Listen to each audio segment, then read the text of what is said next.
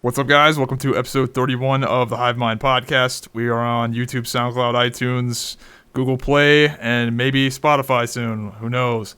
Anyway, today we've got Douglas of Dara Mactire. Have not talked to you in years, and I'm very curious what you are up to because I know you're up to something.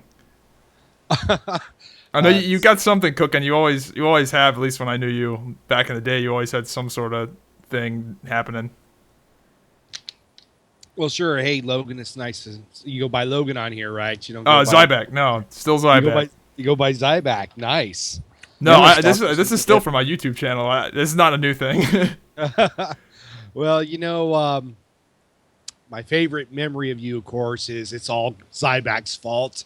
Yeah, Never forget that. That was just gold. To this day, it's all Zybak's fault. But yeah, I'm always up to something. Recently, I've been working with a lot of music and music libraries and things like that, helping rappers connect with gaming and YouTube and that sort of thing. The music industry, of course, is changing, and so is gaming. Gaming is a lot more mainstream as we all get older. There's new kids that are up and coming. There's the new Zybak that's 16 right now and kicking ass on some druid in some new game or whatever. And so my point to that is that as technology goes and gaming goes, it's more everybody's doing it, right? Especially with the 16 to 50-year-olds. We used to talk about 16 to 25-year-olds. Nowadays, I mean, gamers are, actual gamers are 50 plus. yeah. I myself, I'm, 40 plus. So, 10 years ago, I think it's been probably about 10 years since World of Warcraft. And It's before yeah, that, it's been more than 10. yeah. So, I mean, Counter-Strike, things like that. I was probably about 20, 25, 26 years old when I really started to get into PC gaming and playing Counter-Strike. And by the time I was almost 30, you had World of Warcraft, which was, revolutionized the way gaming became part of the social environment, right? So we see that really take hold, and we saw World of Warcraft really take Blizzard at the time.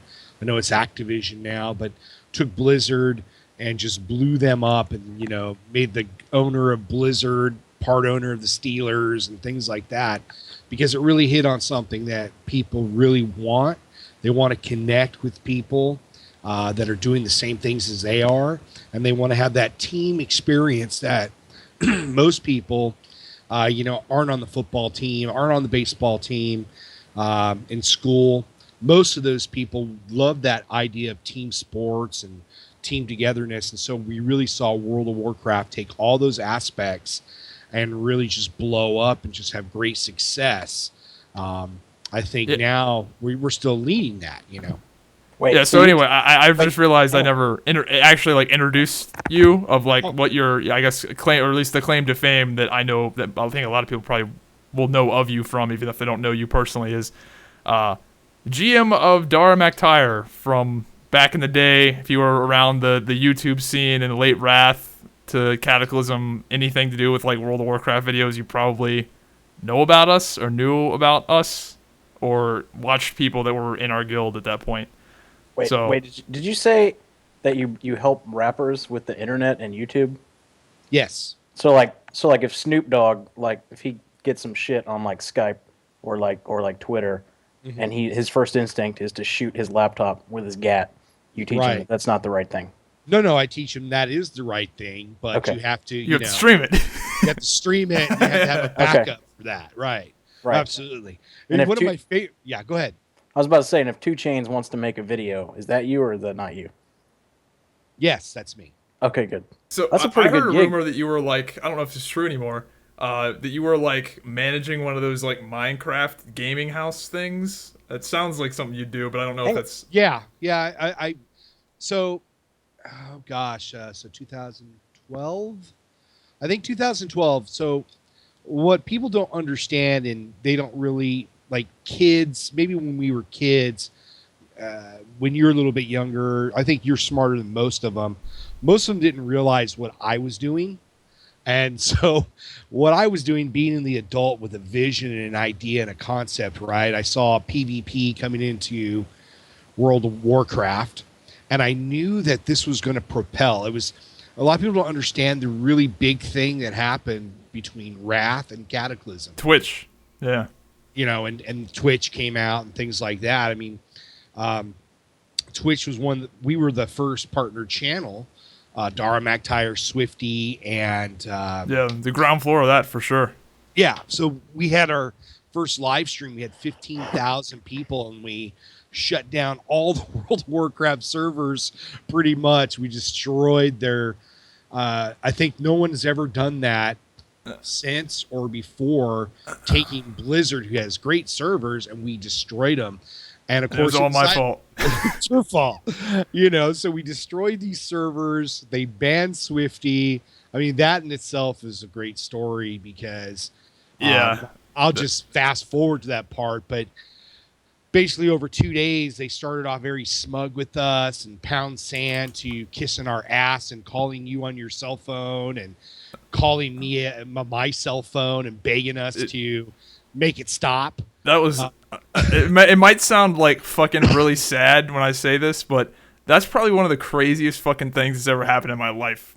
Like, to have this, like, multi-billion-dollar corporation calling me on the phone asking for my fucking help. Just like, I mean, World of Warcraft at that point was the biggest game in the world. Like, because that was before League of Legends caught on, and right, it's fucking, it's pretty intense that was the thing.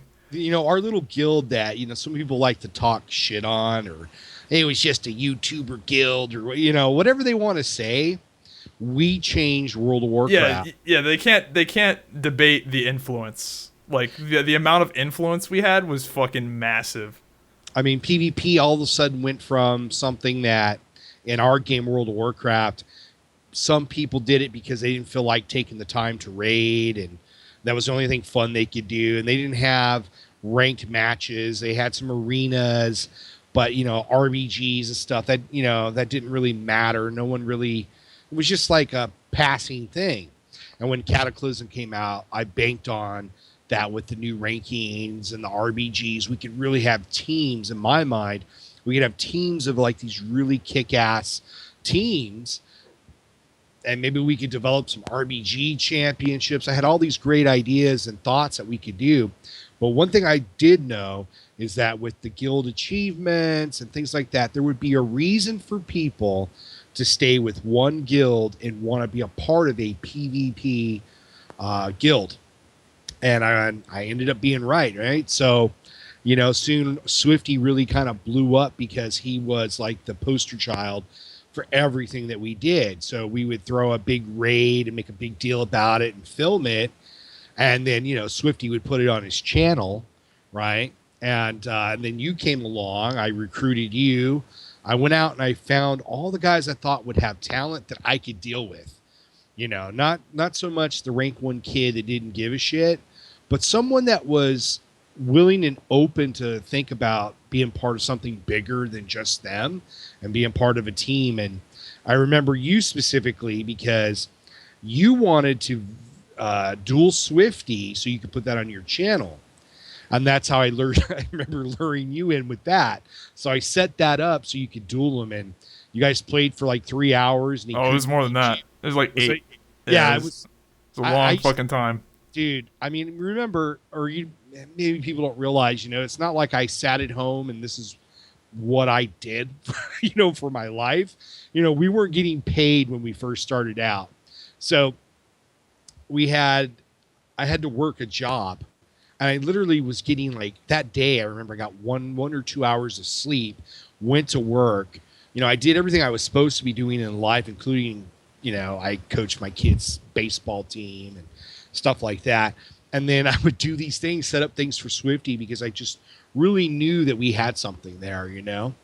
And we did. And it was great. Yeah, no, it was definitely a fucking good time. Yeah, I sort of miss it a little bit, but we created a lot of channels.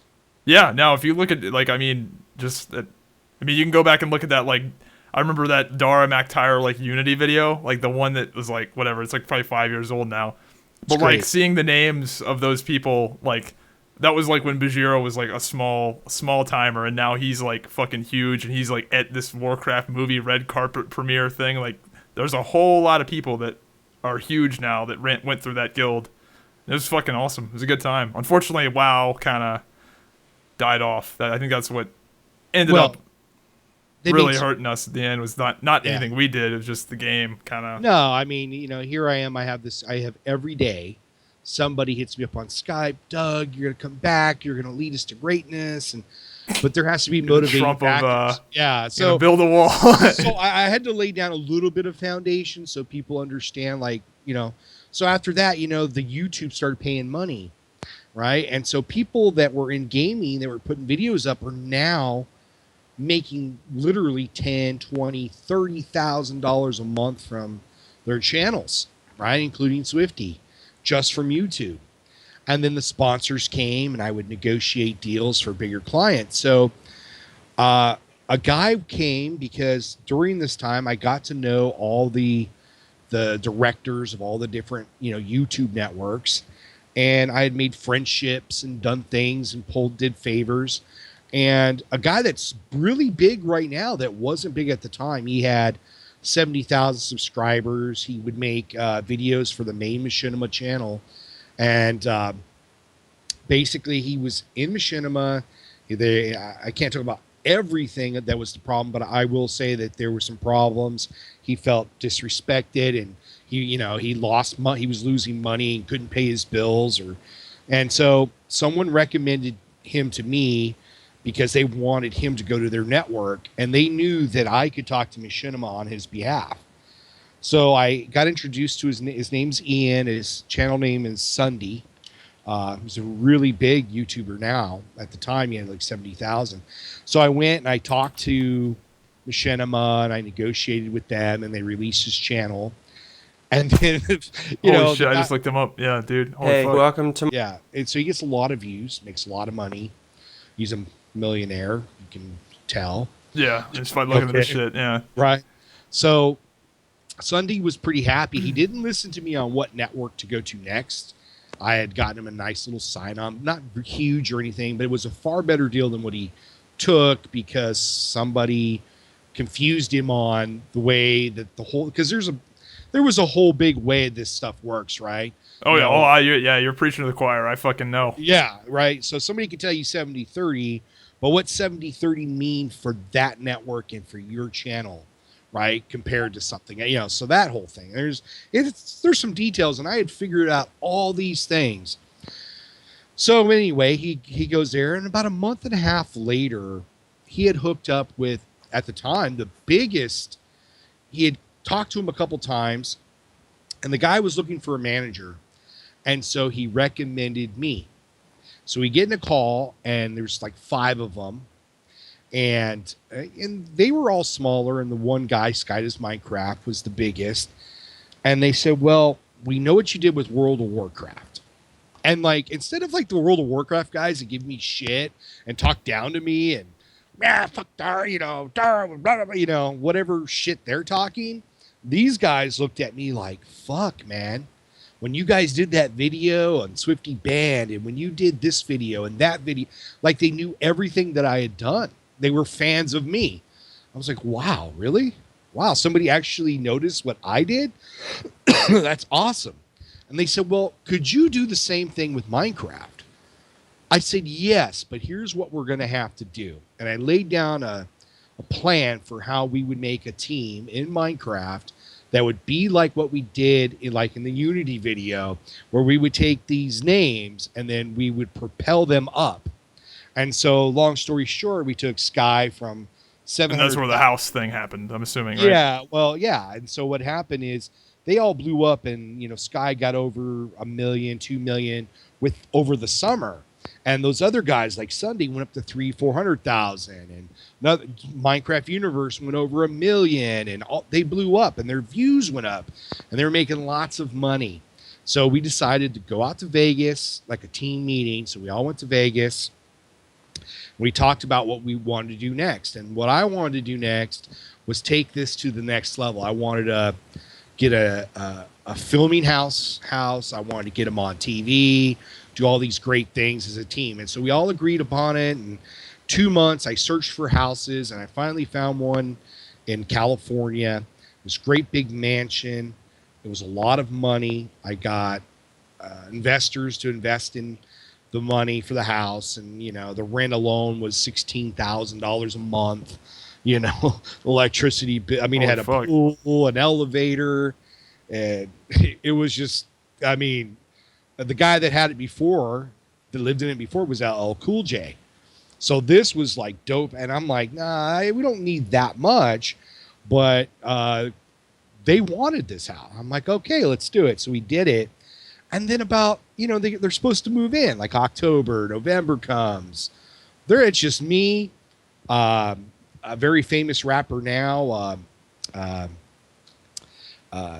that you guys might have heard of, Post Malone, right? So I don't keep up. Well, Post Malone is a new artist. His name's Austin Post, and he was 17, Jason's 17. Anyway, go on. Yeah, they're living in this mansion. And so these two kids come from Texas. He wants to be a rapper, musician. Jason's a Minecraft YouTuber. So we have this house. It's quite the contrast. Yeah, it was just... He's an up-and-coming rapper, and he's a Minecraft YouTuber. Yeah. Well, they went to high school together, and they had these big dreams. It's a great story because I was giving this kid money. I was finding odd jobs just for he to have money to go buy cigarettes or whatever he needed, But it was great. We were living in this big mansion, and Adam came down, and he buys a Lamborghini. There's some great stories in here. I don't know how much time we have, but there's some great stories just in that house alone. I mean, of course, I started Soda Popping into streaming, right? So I got Soda Papa streaming. He blew up. He had that thing. Yeah, that dude is fucking killing it now. Holy shit. Right. So I had to hire lawyers to get his money back and shit like that. And had to deal with all his personal stuff and buy him cars and rent him houses. I'm doing him at the same time.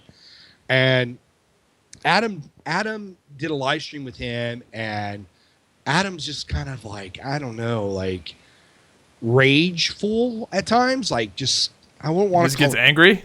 Gets angry and like gets, competitive with people. So he gets competitive with Soda Poppin', and we had went out and bought a Suburban for the house, so the guys could run around. We could do stuff in the truck. We had Machinima was going to come and set up the whole place. It was great. It was this great plan, and everything was coming together.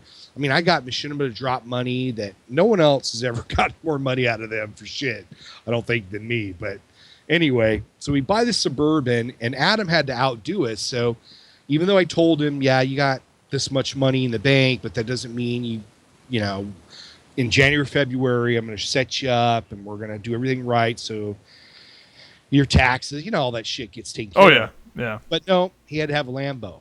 So I have to go down to the Lambo dealer, negotiate a Lamborghini purchase. Now, keep in mind, I'm a regular Joe Schmo. I mean, my job before is... How old is this guy?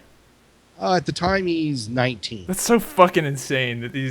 That's so crazy. Yeah. And I'm in the middle of it, and this is all crazy for me. And I'm a full-grown adult, in my 30s, and I'm going, okay, I mean, I've always wanted to buy a Lamborghini. So half of me is like, don't let this kid buy a Lamborghini. The other half is, this kid will never be here. I'll be driving this fucking car. Let him do it, So anyway, so we buy that car, and he has it for like, I don't know, a week or so. Nobody, I'm not allowed to drive it that much because I'm too crazy when I drive, because I was always the guy driving the Suburban, and I do drive fast. So they'd all talk about, don't let him drive it, but let me, because I'm safe. I'm 16. I'm safe. Oh, yeah. So anyway, I have a little soda. I flew Soda Poppin' down to look at houses in California, and for something else, I can't remember now. But I invite him over to the house, and he doesn't want to go. But I'm like, it'll be fine, dude. He goes, those guys are fucking Minecrafter, you know, that whole thing. I go, dude, you'll get along just fine. Because I had him up in Seattle. And that's a whole nother story. When we rented the lake house in Seattle, oh God, and destroyed it. Ends up being owned by a very famous writer. Oh God, we had to pay lots of money for that. So anyway, so Soda Pop shows up, and there's girls. Of course, I make sure there's girls there. There's food. The guys are smoking, not soda. He doesn't smoke weed or anything, but some of the other guys are smoking weed. Adam, I had hidden the keys from the Lambo in the drawer, and only one person knew where I put them, and Adam didn't, because I knew Adam well enough to know that he's going to start showing off and shit, you know? Yeah. Sure as shit, somebody knew where I put them, got the key, went down there, and I heard some bitching about, it's my car, why are you hiding my fucking keys? And I wasn't paying attention because I was talking to these two girls, right? So all of a sudden I heard the Lambo, and you can hear the car. And this house, this mansion, had an underground drive-in garage underneath the house. And then the elevator would take you down to this like bottom floor living room, and you'd go out. You need to invest in a fucking camera. I I know. This shit on, like, you can have an amazing YouTube channel just by recording this shit. So, are you talking about, like, if I tell this story? Yeah. I mean, if you had video footage of all this ridiculous shit with, like, 19-year-olds buying whatever, the $300,000 cars. You know, maybe I should, because it is fun now. I think back about it. It'd be quite the reality show. Dude, it was. So I get down there, and before I can catch him, there goes fucking Sky Does Minecraft, Adam, and Soda Poppin', screaming. Adam, of course, doesn't really know how to drive this fucking car. And to understand a Lamborghini, I mean, I know you've driven fast cars before, but a Lamborghini is different than like Adam's Corvette. He has a Corvette too that we bought him, right? A really nice Corvette, very fast Corvette, okay? But it's not the same as a Lamborghini. And here's the difference. The Lamborghini can go from 0 to 60 in like 2 seconds. And I'm not exaggerating. Oh, yeah, no. We have a Corvette that does it in 2.7. Yeah, it's super fast. It's a rocket ship. I can hear it whining because he doesn't know how to paddle shift correctly. And he's trying to paddle shift because the guy from the dealer told him not to use automatic, but paddle shifting. And, of course, I told him, until we send you to the driving school, yeah, drive automatic, crazy. Right? All of a sudden, I could hear. I'm just waiting. I'm pissed. I'm like a dad, like, and your kid's taking out the car. That's all. I'm like, because I know he's gonna fuck up. It's like it's his car, but it's like you care about it more. Right. Because I know what it is. I know what it's worth. I know what he's a kid. He doesn't get it, you know. And that's just, I know a lot of young people don't understand that now. They hear some old guy talking. Well, it's so fucking crazy that these kids are just making so much goddamn money that it just, like, who cares? It's fucking nuts. Right. He didn't care. He comes back, and what had happened is he almost rolls the car. He hits the rim, busts the underneath side of the Lamborghini. You could only tell, like, the scratch on the rim. You really couldn't tell anything else. Soda Poppin' literally pisses his pants. I'm not making that up. He says he shat too, but I couldn't see that part. He scared him so bad. Soda pisses him. And that kept me from like going ape shit in front of all these other YouTubers that were watching. And are you okay? And I'm starting to get ready to yell. But when Soda Poppin's pissed pants and he starts yelling at me because I let Adam take him. Like, what do you mean I let him take you? You fucker snuck off. And Doug, and then Adam, now understand, I've been a firearms instructor since I was 24 years old, right? Like a police firearms instructor. I mean, yeah. I'm not exactly a pussy-ish kind of guy normally before this. But when you become a manager and all these young kids, you have to treat them with kid gloves. They get away with shit like I wouldn't let a full-grown man do. So let me explain it. If I was fucking 2 Chainz' manager, and he's a big, tall dude, but if he talked and treated me a certain way, I wouldn't work for him anymore, and we'd probably have a fist fight. Okay, I wouldn't let that happen. But a young kid doesn't realize, like with Adam, he was going through. He had some like problems before. You know, he had like he was an adopted kid. I mean, he had some issues. You know, and then now you give him $1 million in his bank account, and fans, and a Twitter, and a Facebook, and Doug's flying in girls from all over for him, and it really starts to get to his head. And he's in front of all these guys. He goes, "Don't worry about it. Doug will take care of it." And he throws the keys. "Take care of that, Doug." And I catch the keys, and he's walking up there, and a couple of the YouTubers that they're bigger now than they were then. A lot of these guys are just small, like 20,000 subscriber channels at the time, and they wanted to kiss Adam's ass so they could get that boost. That's why they were there. He liked to surround themselves with, those guys that would suck up and tell him how great he was. Got the posse, yeah. Just like any other, like Justin Bieber type. I mean, this is what happens. And so I take the keys, and I'm fucking pissed. And I'm thinking, and I had to like stop and think with my brain.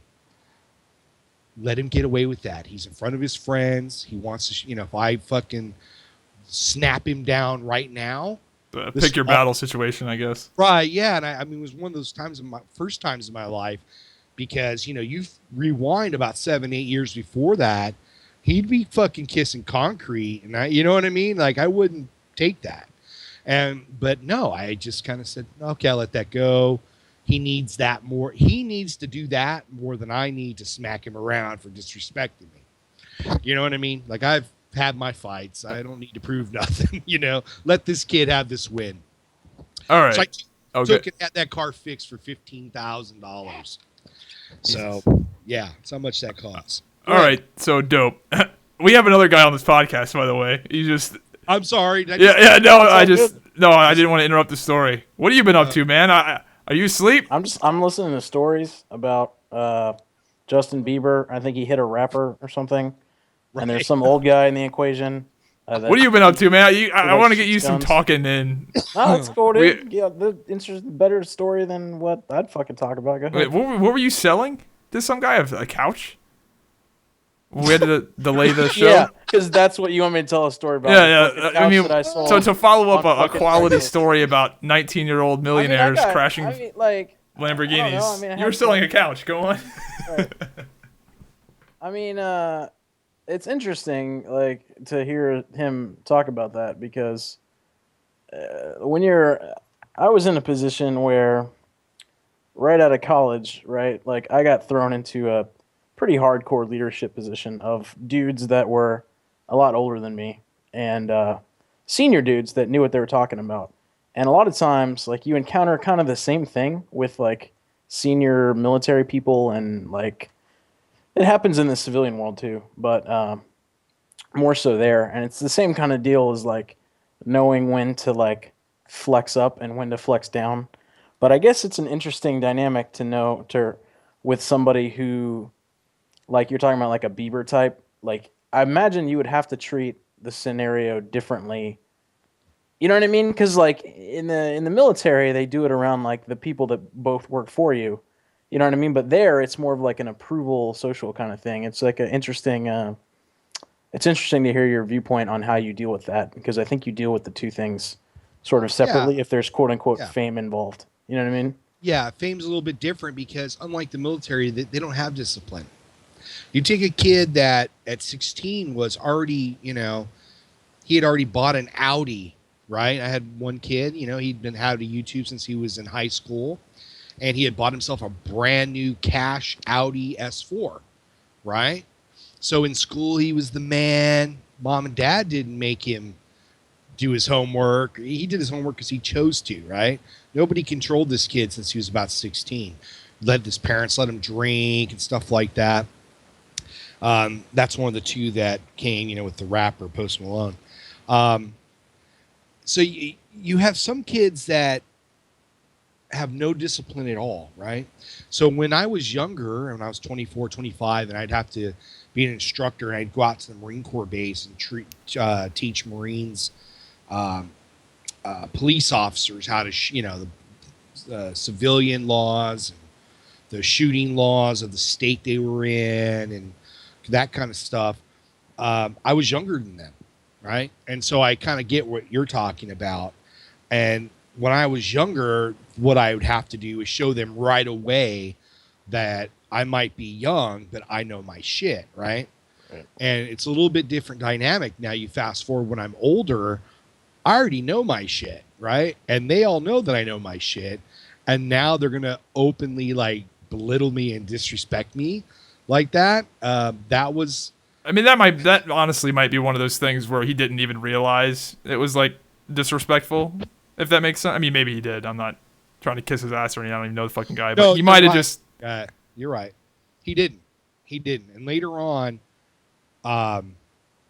it was brought up to him, and he kissed my ass and bought me fucking Gucci shoes. Some fucking shit I would never. That bitch would go. Them bitches would go right on Craigslist. Right. Fucking WTS Gucci shoes, never worn.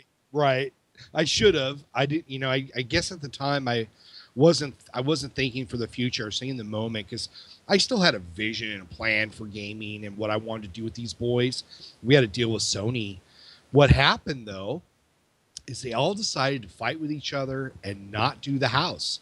And like January, February, I've seen that happen to a bunch of those gaming houses. Like they all fucking implode. Pretty sure you're telling a story of fucking Backstreet and NSYNC. And what was it, 98 degrees? Well, I mean, they all have a lot in common. You're that guy, aren't you? Young people with lots of money. You're Mr. 98 degrees. Oh my God. Yeah. I mean, pretty much. And I was so confident that I could handle everything. And we ended up keeping the house for a whole year. Right. I mean, so I was staying in this mansion with these two boys. One was working with, like, we introduced him to producers and he started putting tracks down and stuff like that, to become a rapper. The other one, they didn't do much of everything. And I fell into a lot of the traps too, got myself a young 23-year-old girlfriend for a while. Just dumb shit because mistake. It was a very expensive mistake. Yeah. Because I mean, that's all about money, right? So, they like the house, they like the cars, they like the money. Now, a normal guy that's never, I always had a job and I supported my family and wasn't poor or anything, but I was never rich. I never had that much money. I never had that much power, So I wasn't one of those that let the power go to my head or anything. That was easy.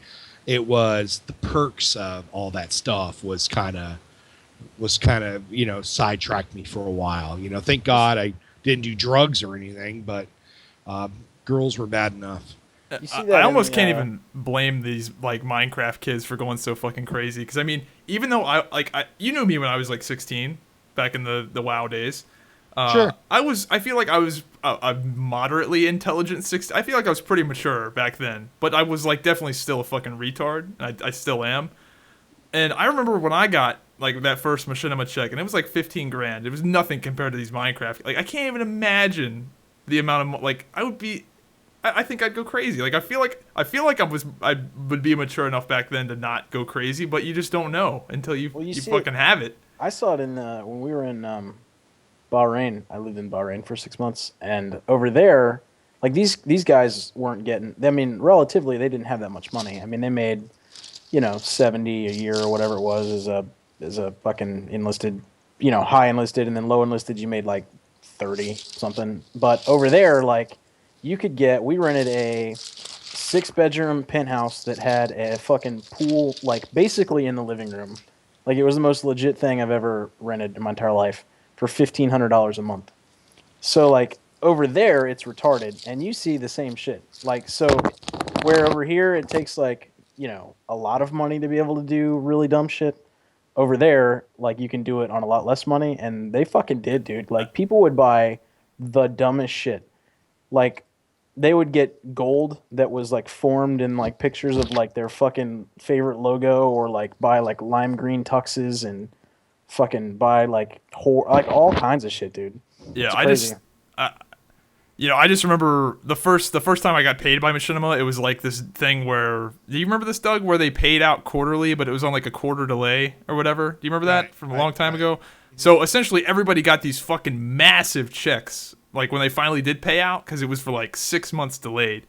And I remember I was like 15 or 16. I got this check for like 15 grand. And I remember I was like, God damn, I'm hot shit, right?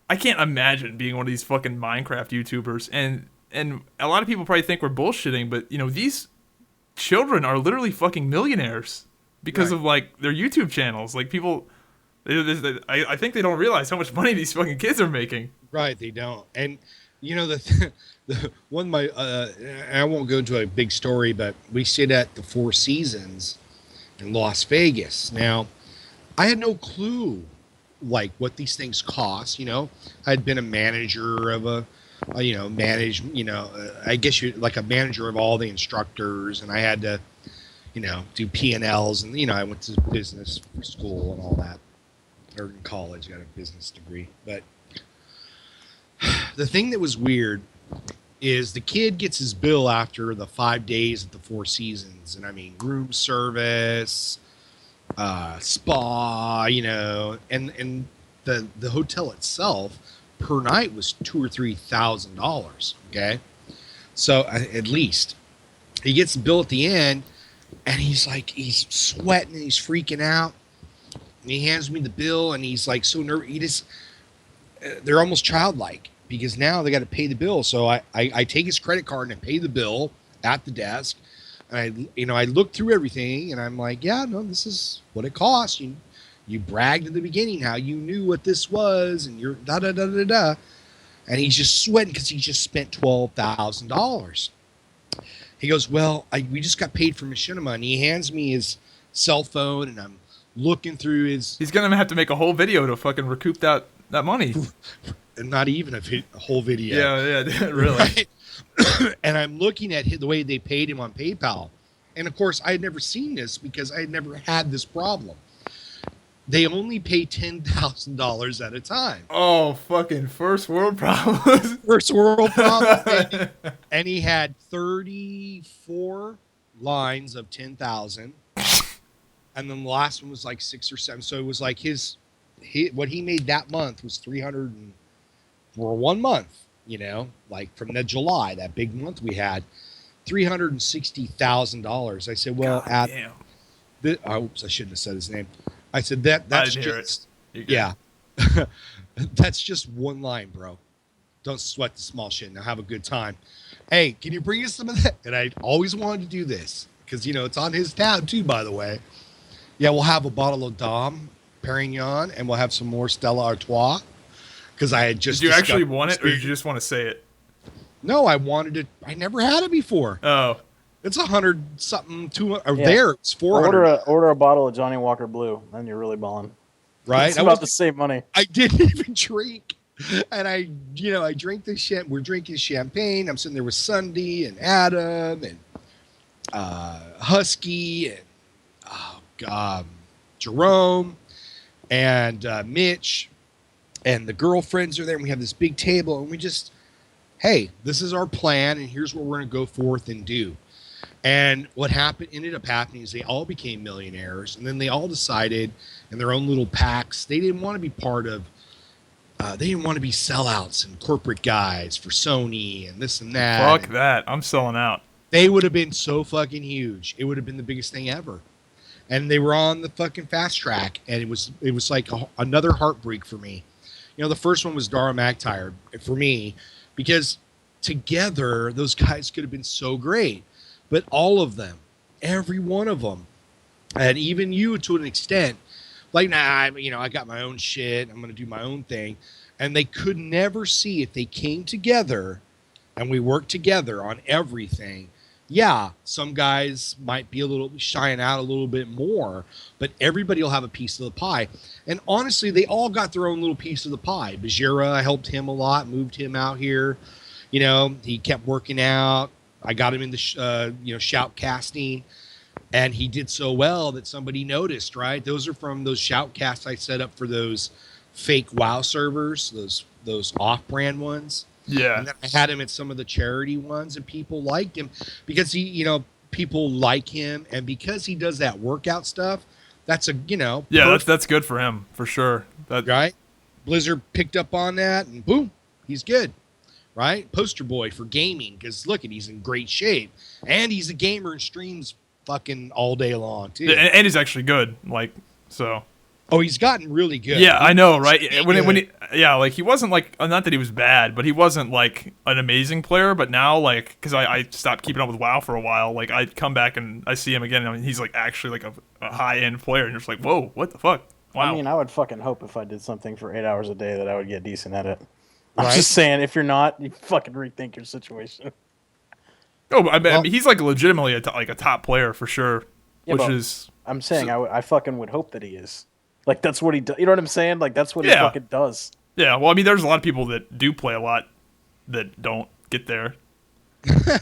I'm saying I respect him for getting as good as he gotten, because I didn't think he would. Not that I think he was ever bad, but you know, he's like a gladiator level player consistently, and it's just like, yeah, it's pretty impressive.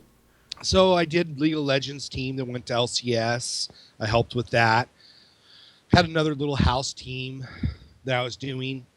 But mostly what for me, what I like to do now is just take a guy that wants to get connected with gamers. What are you offering? Are you over the craziness? Did you step back a little bit? I don't like to be anybody's manager, because at some point, you know, first of all, someone comes along and tells them, well, Doug should get 10%, right? Well, the smarter managers, you know, would get 10% of everything, right? Me, I always wanted to be fair and not be greedy. And so I would do dumb shit like, well, I'll just take 10% off any deal I bring you. So like with Adam, the biggest one, Adam, I got this deal. It's 50 grand for one video. No, I'm not doing that. Fuck that. Hey, Adam, I got this $20,000 deal, blah, blah, blah. And fuck that. I'm not doing that, because he didn't need the money. Yeah. He never wanted to do anything. So here I am being your servant, kissing your ass, doing all this shit, and I don't get anything out of it. You get to drive Lamborghinis. I get a small percentage of the deal you'll actually take, right? So I said, no, this isn't going to work for me. So what I need to do is own things myself and own percentages of things myself and do clothing lines and toy deals, and the music thing's a lot better, because I mean, in that industry, it's like set, you know, you get X amount of dollars. When you do actors, you get, you know, the agency literally pays your fee. Actor Yeah. never. Well, it's older. You know, it's been around a lot longer. This whole YouTube thing. I mean, fucking hell, we were the wild, wild west. Like. Yeah, because no matter what happens, is you start. Let's take Soda Poppin', for example. So me and Soda had an original agreement. Okay. And I did all his shit. He couldn't get a bank account. I got him a bank account. Even though it's fucked up my taxes, right? He couldn't get his money unlocked. I got his money unlocked. I did all this work for him. And the deal was a set amount of money every month and a percentage, right? Along come his buddy after this arrangement we had for a year, like, well, why are we paying you anything? Right? And you know, you're like, oh, well, here that time has come now where they're big enough now, and they're like, well, I forgot how I got started in this. I forgot who did all this work for me and busted his ass to make me who I am, right? I'm doing all the work now. Fuck that guy. I'm not paying him nothing. And it wasn't really Soda Poppin'. It was his buddy who, he didn't want anybody else moving in on his territory. You know, he was getting that money. He was getting that money, right? So here's me taking measly, like in the hundreds of dollars, to this guy who's literally living off of Soda Poppin' and getting his own money off streaming because of Soda Poppin', controlling Soda Poppin's money. And so, you know, it's just a matter of time before Soda Poppin' goes, wait a minute. What's going on here? Where'd all my money go, right? So, and I don't mind using his name because he's been very public about who got him streaming and who did all this stuff for him, and that's me. But most importantly, it's just, if anybody's listening, you're in YouTube or you're going to go into YouTube, do get a manager. Do get somebody that's going to tell you no. That's not how we do things, right? We don't rent apartment in Michigan and leave it unattended for a month and let the pipes break and all this other shit, because now we're going to owe thousands of dollars, right? You got to be an adult. If you don't want to be an adult right now, then you let an adult take over that stuff for you. You don't need a big ass company to do it. You just need somebody that isn't family, isn't a friend, that's literally going to act professional and take care of your shit, right? And field your problems for you, make sure you're taken care of. Because what happens is, when you're famous and you got money and all this, everybody and their mother is coming at you. People you've never seen before. And then, especially in the YouTuber scenario where you've got all these fucking people that know you. Mm-hmm. And you've got the Twitch girl shit is fucking hilarious. Dude, the Hearthstone, do you ever watch the Hearthstone section of Twitch? I'm sure you do, because those guys are huge. Sometimes. Dude, that shit is like a reality show where it's like everybody's fucking each other's girlfriend and shit. It's hilarious. Like I don't even play the game, but I somewhat keep up with the drama because it's funny as hell. Well, I had huge deals with that Swedish guy and then that other guy. They're the biggest guys. Forsen maybe? I don't know. Forsen and the other one. Forsen's the Swedish guy. Yeah, I don't know. I don't know anything about him other than I just like to watch it when some drama goes down. There's an Asian kid that's in there too, and I was doing deals with them. Trump maybe? I don't know. No, it's a different guy. Maybe he's not big anymore. Yeah. Anyway, but yeah, I kind of got out of doing the YouTube Twitch thing full time. I still do it as a hobby, but I'm in the real world, and I'm enjoying YouTube a lot more now that I stopped doing it as much. It's good to do it as a hobby again. One thing I like about YouTube is a lot of stuff that, I mean, nobody else will give me credit. You know, no one's going to say, yeah, I remember when Doug told me that. But what I love are like all the list channels, you know, like top 10 this and that and top blah, blah, blah, blah, blah. You got to make things in your YouTube videos very easy to watch. I mean, I don't know about you, but if that video is longer than 5 minutes, I'm not watching it. The only exception. What the fuck you're doing on this show then? Right. This show is long as fuck. Yeah, well, sometimes this is something that people can play. It's a podcast, yeah, and they can listen to, because I listen to podcasts. I listen to Stern and other people, and we're about same level. Yeah, we're basically as talented. Pretty soon, I'm gonna get Zybak naked. I'm gonna flip over a speaker, and while he sits on it, I'm gonna go. Artie Lang has one that sometimes I'll listen to, but he's annoying because he's old as fuck and he doesn't understand anything. So he's not as interesting. Howard Stern's kind of bad about that too. Like, and then he Howard doesn't understand like why podcasts are like popular. It's like, dude, it's the same shit you do. The fuck. It's the same thing you do, buddy, but no one's paying Zybak $110 million a year. Yeah, and also Zybak isn't getting like porn stars to get naked in his fucking studio. Well, he doesn't do that anymore. He does not do that anymore. He does. Yeah, I gave that up. Yeah, he gave that up. Stern or fucking Zybak? Because I'm pretty sure. Stern doesn't do it anymore. I was joking that I gave it up. Yeah, Stern doesn't do it anymore. It must have been recent though, because I mean. Yeah, it's in the last year. He just has most of his shit is he'll sit down and ask people interviews, and he'll ask them, you know, the sex questions or whatever. But you know. I think I prefer that. I don't like that. Like, not that I'm like some. Yeah, you had those two guys that would like come and put, like do stupid shit all the time. They were funny. I liked them. I can't remember their names. Sal Baba Booey was one of them. Yeah, well, dude, he has like a legion of retards that like serve him, like literal retards. I've only listened to his show a few times when I have to like. I work at a car dealership. I mean. He did his thing back in the day. I mean, I guess, I don't know, like people move on and shit. Like, I guess it's sort of the same thing with like fucking Playboy, right? They want to do like, they want to be an actual fucking literary. Well, they have to because internet porn's crushing them.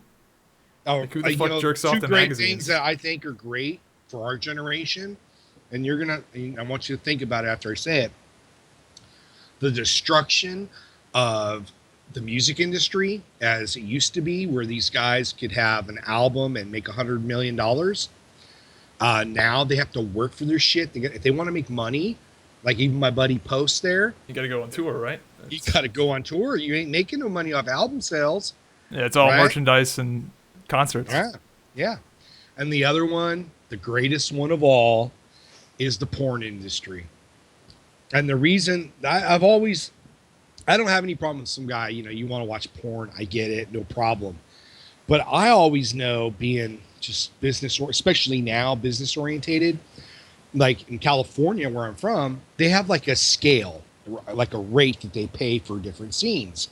And the highest they go, what is called rate, is a $1,600 scene. Okay. That's the highest So- it goes? That's the highest. Yeah, Unless Zybak, Wait, is this all, like, when you go on unionized or Backman something? Casting Couch and he says $1,000 to $5,000 a day. That's not legit. I just didn't know it was like regulated like that. That's crazy. Well, they have scale.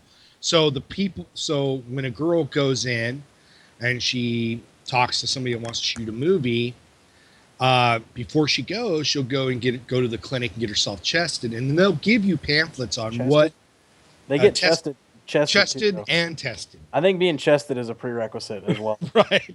Well, they give them little cards and they tell them, here's what they should, here's scale means minimum wage. Okay. So for this kind of scene, that's $300 or $400, $500, da, da, da. And they've got the rates for men and women. Women make more than men, right? Unless it's gay. Gay makes more than both. Okay. Something you might want to know. Yeah, there you go, dope. You got a fucking alternate career path. I already knew that. And if it paid that much money, I'd already be doing it. So, so this guy back, rewind 10 years ago, girl comes in, she made, for this movie, maybe she did 3 scenes. She made a whopping $3,500, let's say. And then I'm being generous, okay? Unless she's a star or a contract girl where they pay them like $100,000 a year, but then they got to do 10 scenes a month, right? And YouTubers are making more money than this. Keep this in mind. Could have made more money on Twitch. Right, on Twitch. Just Some of them are. Right, they are. And so they go in, they do all this horrible shit, and risk their life, and get treated like shit. They make no money, but that producer is making a fortune, right? A fortune, $1 billion industry. He's making so much money, you would think that he could pay them, be fair about it, right? And so some of the contract girls started getting smarter and like wanting percentages. So they stopped using like the big stars unless they were under contract. And they just bring in these girls off the street all the time. Oh yeah, you could be a star. And then for a while they were trying to do the YouTube thing with like RedTube and stuff like that. At so many views and so many ads, they would make a percentage off the ads, but it's not as lucrative, right? It doesn't make that girl that much money. You know what I've thought was crazy? Like, well, I don't know why this hasn't happened yet, but how come like corporate America hasn't like hopped on the porn advertising bandwagon yet? I mean, I'm sure they will, but like, how come like corporate with that shit? I don't think that's gonna be true anymore though, because like it's getting to the point where like everyone knows that everyone watches porn. Like, how long is it gonna be before you see like a fucking McDonald's ad next to like porn? They have ads like on the porn sites, right? Yeah, but they're all like always porn related ads. I'm talking about like when are you gonna see like Ace Hardware next to fucking? Because when you have a fucking boner, you're not gonna be very receptive to buying a new fucking jigsaw. You know what I mean? Like, it's not like you're in a different mindset. I don't think so. I don't know. Oh, you're gonna put the drill next to the scene where the dude drills the chick in the fucking ass.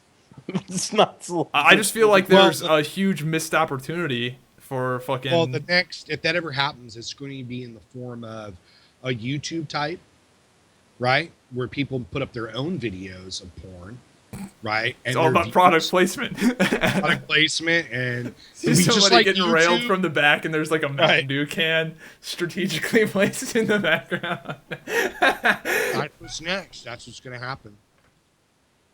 I don't doubt it, dude. It's all about product placement now, man. That's where the big money is on YouTube. It's not even the AdSense, really. It's the brand integration. Here is YouTube's been very heavy-handed.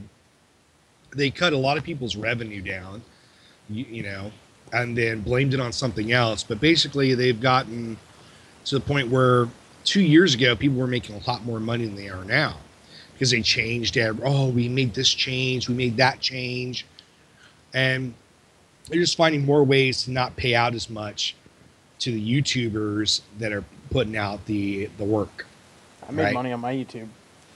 Good. I checked my estimated revenue. I got a fucking penny.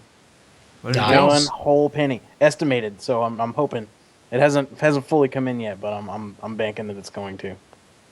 So Yeah, YouTube's weird. I got a surprisingly large amount of money this month for like a random reason. Like no rant. Like I don't know. Well, some videos you get lucky and you have a great ad. Yeah, that's what it was. I'm not gonna lie. It's just kind of like I got paid this it was a few days ago, and I was like, what? That's fucking a lot considering I didn't do anything. But unfortunately, a lot of my audience uses ad block, so my fucking ad rates are terrible. On the podcast now, you just have sponsors. Do you mind? talking No, we just do this shit for free, essentially. I do it for free. Let's for free. I don't make enough money to say that. No, this is just we put this up on we put this up on the various iTunes, SoundCloud, and stuff, and then I just do it on YouTube as well. This is just for fun, but I'd say we get about 3,000 to 4,000 people that listen to it, and it actually does really well for watch time. Like the average watch time is like an hour to an hour and a half. So well, you got to keep it entertaining. Like, what kind of guests do you usually have on here? We've had some YouTubers. We've had I don't know if you know him, Asmongold. He's a WoW YouTuber, pretty big now. Fever. Who else do we have? We've had some smaller YouTubers as well. We haven't had too many guests yet, to be honest. But yeah, I wanted to have you on because I just know we have a history, and I'm just curious what the hell you've been up to, because I haven't talked. Like we used to talk a whole lot, and then WoW just kind of took a shit, and we went different ways. Not out of like I was busy with the Minecraft stuff. It wasn't like a thing. I mean, of, like, it wasn't like it's bad like- blood. It was just I mean, I you went one saw way and I went the other. I saw the previews for the movie, but like I haven't gotten to seen it yet. Right? It's worth seeing it's worth seeing. You played WoW for long enough. Yeah, I mean that's the only. I mean, when I actually saw the preview. Like, yeah, that looks cool. I'd go see that. Yeah, it's not gonna But like blow your socks actually off or anything, but it's like turning the fucking game on and playing it. I mean, I've tried. yeah, I can't do it either, man. I'm like, oh, It's so sad, dude. Don't you miss it though? Like you secretly wish you could fucking get back into it again. I so wish I could. well, here's what I want. I want the game world and WoW and Blizzard to understand something, right? If you want to fucking recreate what WoW was in Cataclysm, right? Your big growth spurt, you got to understand something. You have to, and they had it. They hit it on the head and then fucking washed it away. So, I'll give you an example. And we're going to switch up. Guild Wars 2 comes out. And I'm thinking, okay, oh, this looks great. I know you didn't like that game very much. Yeah, and then once it came out, I'm like laying on the ground, what the fuck? Right, but I mean, it was cool. I played it, and it was all right. The game I still liked, wish that it was ranked. SWTOR. Yeah, right. I love that. Dude, that was so fun. Yeah, even though that game didn't pan out too much, like the few months we did play, it was fun as fuck. Loved it. Maybe it's because I was the best Inquisitor in the world. I was me. I was the badass. I loved it. It was not like WoW where I was just the guy. The GM of Dara isn't even 2,500, kind of thing. It was like, no, the GM of Dara is fucking actually kicking everybody's ass, killing. Greatest day ever for me, PvP, beating Tally and his boys. He's talking all this shit on his live stream. He's got all his little room and fanatics. We play the Hut Ball. Remember Hut Ball? Oh yeah. No, I remember SWTOR vividly. I'm just so glad I have videos of all this shit. I love looking back. I fucking beat his ass. It was me against 3 of them, and I killed them. And then all of a sudden, he turns off his stream. Yeah. Comes back, logs in. We get in the game with him again. I hear him. Somebody's telling me he's talking shit because I don't watch his stream. So we're fighting again. And again, I kick his ass. All of a sudden, magically, his fucking stream drops again, because he's just getting crushed. That was like one of the greatest days ever.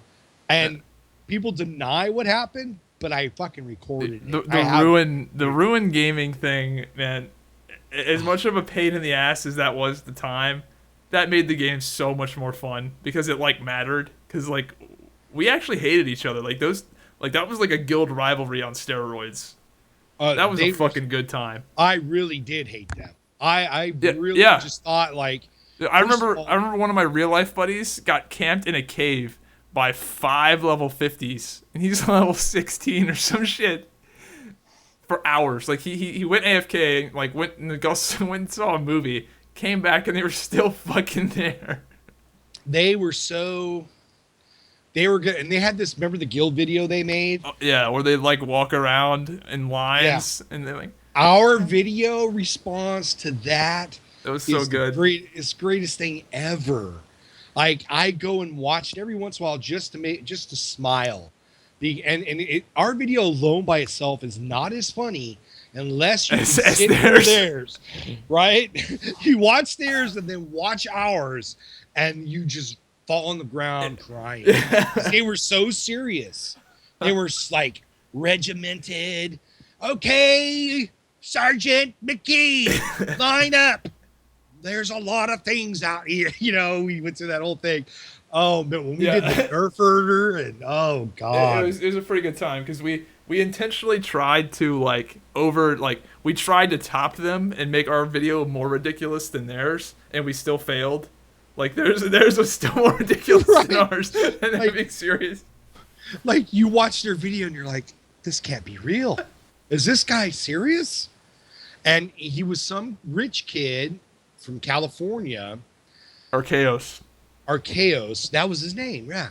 And we had the guy I thought was hilarious. He was a big asshole, and once in a while still calls me. Is it Maldaman? Maldaman. Dude, I wanted to get him as a guest. You want him? I'll get him. I've got him on Skype, but that guy is actually an insane person. And you get him going? He's the best shit talker I've ever seen, though. Is there anyone better? No. He's the best. He talks so much shit, and he would always get banned off Twitch because of Towley and the Ruin guys. Yeah. He's also the only person I know of that is banned. Like, he as a person is banned from Twitch. Like, he can't go into other people's streams. Is that still a thing? Do you remember that? Yeah, but those people that ran Twitch are gone. Oh, right? Okay. Yeah. You know, by the way, dope. This guy, so you're familiar with people getting banned on Twitch, right? Like, they can't personally stream. This guy pissed off so many fucking people at Twitch that even his voice was banned on Twitch. Like, if you were streaming and they heard Maldaman, they would shut you down. Yeah. It was fucking next level. And people in my guild would get pissed at me because I would have these conversations. And if I had it to do today, I would literally just be me and him going back and forth, talking shit, me trying to be the good guy, and then riling him up. That would be a show in itself. Like, and then create somebody that, like, if we had a podcast, you have to have somebody come into the call and go and pretend they're like some guy from the past, and he won't even know. Like, hey, Mal David, remember when you were shit? I remember stomping your ass back in Black Rock. Without hesitation, he's in attack mode. He'll just go on. You Puerto Rican shit bag, and he'll call him every name because he's from New York. He'll just call him every name in the book. Racist rants, all kinds of shit, dude. Oh man! For the people listening, all you need to do is type. You can just type in Maldaven, Maldaven. And it auto-completes on YouTube. Maldaven Rage. Like, I think I've got YouTube videos of him. Yeah, SWTOR. I've got a video 4 years ago of me making him fucking pissed off because I keep killing him over and over again. He's got a rap. Have you seen the Maldaven rap? The song? I think so. Yes. Dude. Yeah. Maldaven Redux. Redux. It's only got 4,400 views. It's one of the greatest things I've ever seen. Somebody mixed his voice into a song that's not half bad. Honestly, he's such an asshole. But like when you get him on Skype, and nowadays I can have, I think semi-normal conversations with him. He's definitely a legitimate crazy person, though. Like, yeah, he really is. He lives with his mom. He literally does live with his mom in their basement. Okay, that's true. He really does. And his mom will get on there. Now, here's what's funny. I'll be talking to him, and then she'll start fucking raging. she'll rage and she'll start. You can hear her in the background, Ma. And he'll turn to her, Ma, shut up, Mom, shut the fuck up, Ma. Like it's just she rages too. The whole family rages, and he's been trying to get this website for a while up. I wonder what he does. Like, do you know what he does, or does he do anything? Like what? No, that's what he does. He's just like a loner. Stay at home David. Imagine that. Yeah, Shocker. Stay at home David. No, he's gold. He's YouTube gold. Dude, like he is legitimately fucking talented at talking shit. Like a lot of people say, like they've got a friend that can just like this guy is on another level. I've never seen. Literally, no one else can do it as good as he can. There should be a weekly, like he should have a fucking podcast, fucking weekly Maldavian rants from hell or something, and just have him on there for fucking an hour, and people will listen to him and go ape shit. Yeah. Because he's like almost like Andrew Dice Clay, right? To me, he's always reminded me of him. And if you mention Clay's name, he goes ape shit and fuck him, and he's a loser, you know. All this other shit, but that's what it's like. It was great. The absolute. Do you remember the Mia Rose thing? Oh God! Remember me trying to like with a straight face dude, that shit was defend so her, and like I don't know if you were there for this stream. Holy I was fucking shit, dude! That rant was legendary. Oh my God! And we were defending Mia Rose. Dude, that shit was so funny. So Swifty's something else. So, like, he hooks up with her and like is falling in love. Here's the backstory: he's falling in love with her, and all his friends are calling me. I bet they were. Get him away from her. Like, what are we doing? You know. And he had this. So he had this one guy that his so-called best friend takes over my job because he's so much smarter than me because he's in real estate. And he really thinks he's smart. And, but whenever shit got fucked up, they'd all come back, and like, oh, we got to do this. So the Mia Rose thing, oh my God. So Swifty's having sex with her, and I'm like, who the fuck, I don't watch porn, right? So I'm like, okay, let's find out who she is. And I'm like, Mia Rose. And I type it into I take off the safe search, and Mia Rose. And I get this one video, and it's her getting done by two guys. Okay. And I don't know how disgusting I can be on here. Go all the way, dude. It was literally because I had met her in person and everything before I ever saw this. Okay. And so when I found out Swifty's actually like gonna move her into his house and all this. Oh. She's doing these two guys, and the one guy spurts all over her face. She has like a little semen mustache, and she doesn't stop. She goes to the next guy. She's doing the next, the other guy's still going, and it was just, and they fuck her in the ass, the whole nine. And I'm going, Swifty, really, bro? Like, there's a lot of things, man. If you really like fall in love with a girl, it would be. Then I just thought it through. Can you imagine falling in love with a chick, like falling in love with her and wanting to move her in and all this, and all you do is fucking hit the search, and you get to see two guys treat her like a fucking blow up sex doll, and like slapping her in the face. And yes, it was bad. I'm looking at this chick on her Facebook, and I guess she's a Twitch streamer now. Of course. That's the career path. Right. She looks like a fucking ham beast, bro. Like, Swifty could do better than this. Like, what the fuck? Well, you're talking 5. A lot of people don't know that Swifty's actually pretty fucking old. Is Swifty older than you, Doug? Oh, yeah. He's 6 years older than me. Swifty is 50 years old. Wow, he's that fucking old now? Wait, there's two. Is the Twitter at Mia Rose XXX, or is it this other Mia Rose who's the Wikipedia? Hang on. Because here's another Mia Rose right there, who looks arguably better. But that might be the same chick, just less weight or something. I wish this Maldiven Mia Rose thing was on YouTube. Dude, this rant, dude, his rant was fucking legendary about Mia Rose. He called her the patron saint of cocksucking or something. She's sucking dick for the children. Yeah, because I came in there and I'm like, don't you know they're trying? Like, I gave this big, heartfelt, moving statement about Mia Rose. And he fucking blew up and Doug, the Patriot Saint. I'm watching a video right now on iloveitblack.com. And this is her. She doesn't look that bad. I don't know if that's her or not. There's Amber Rose and Mia Rose, and I thought that shit that shit was this fucking is amazing. this is Mia Rose versus Mr. Marcus, and I think his dick makes her nose look smaller. I think it looks good in comparison. Oh god. Ugh. Yeah, dude. So when I heard that, I mean, then I had that personal heart to heart with Swifty. I said, and I had to like as a friend, like when I just broke it all down to him, and he was mad at me.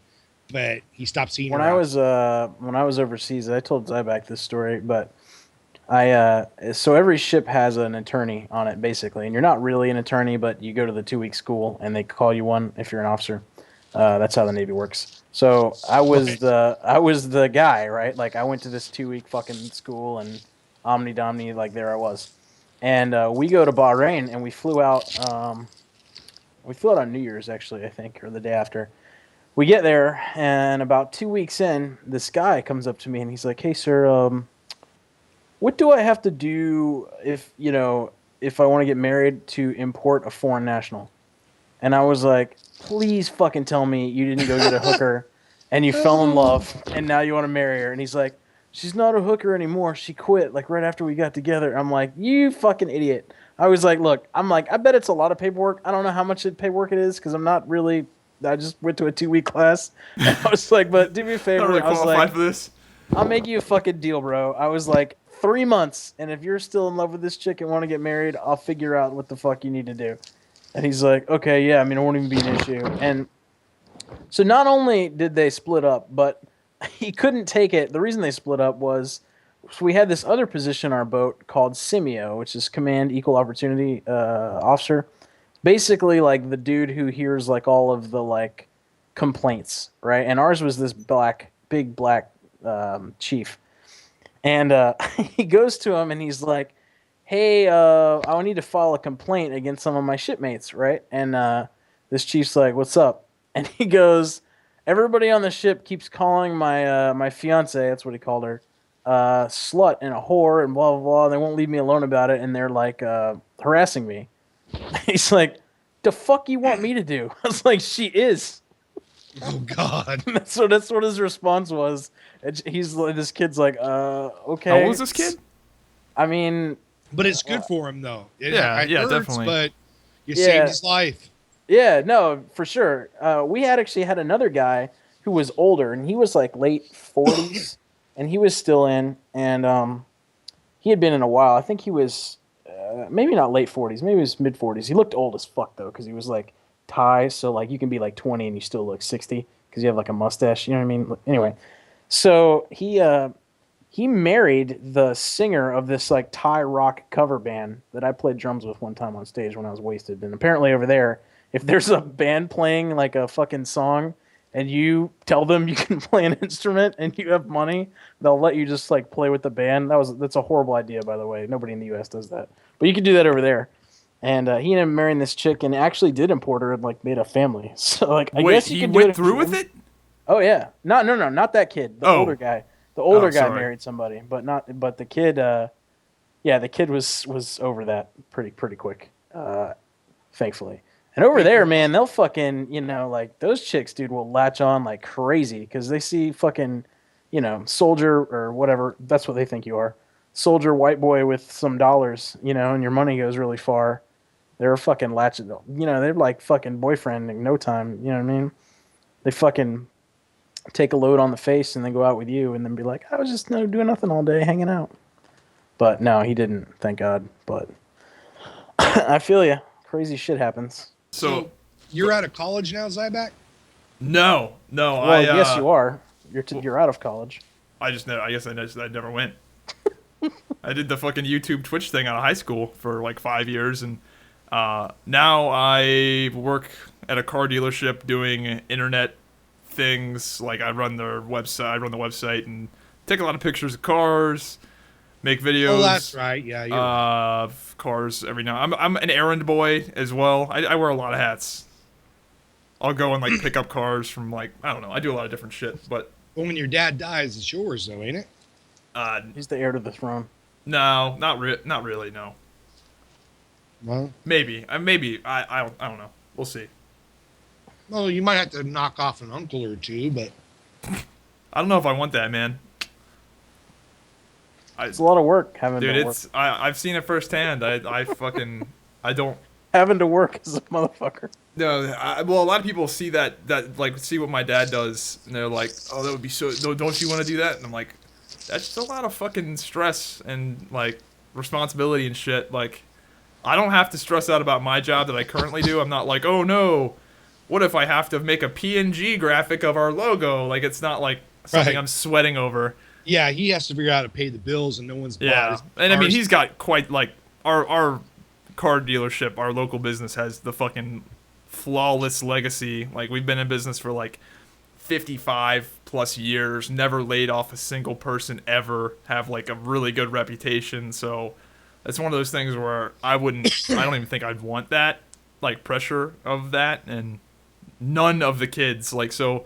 Both my dad and my uncle, who's also a part owner, my dad's got 5 kids and my uncle's got 4. None of them want it.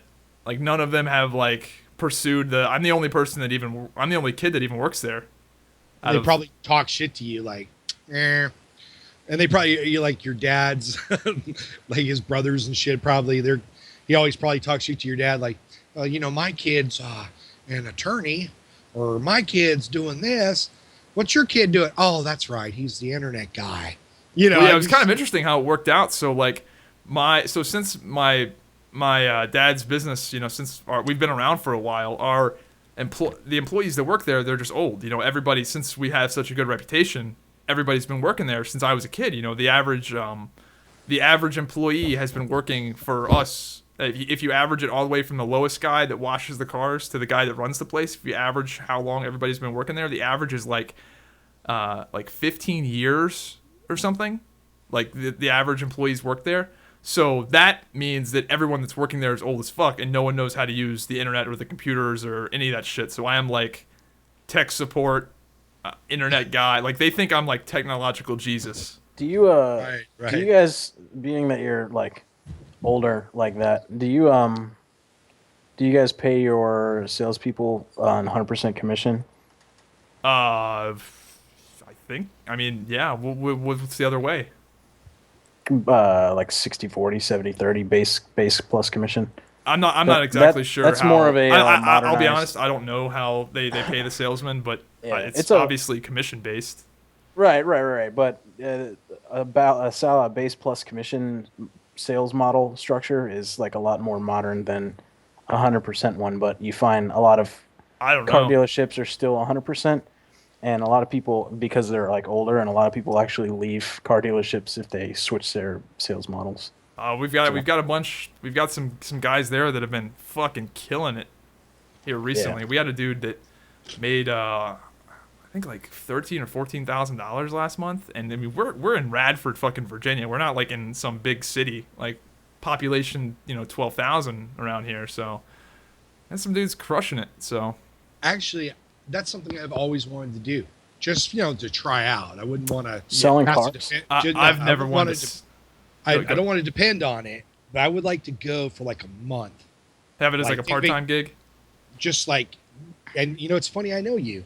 Like maybe in a year or so, I might call you and say, Zybak, I want to come work for 1 month as a car salesman and see if I can do it. You got to be like, I mean, you could. See, dude. It's a different kind of selling though. Like I do, technically I do sales, but like what I do and what car sales do are just two completely different, like, skill sets almost. Like, not that one is better than the other, but like car sales are more like, it's just different. You know what I mean? Like, but anybody can be persuasive and like sell see the thing with the car sales, and it's funny that you made me think of that.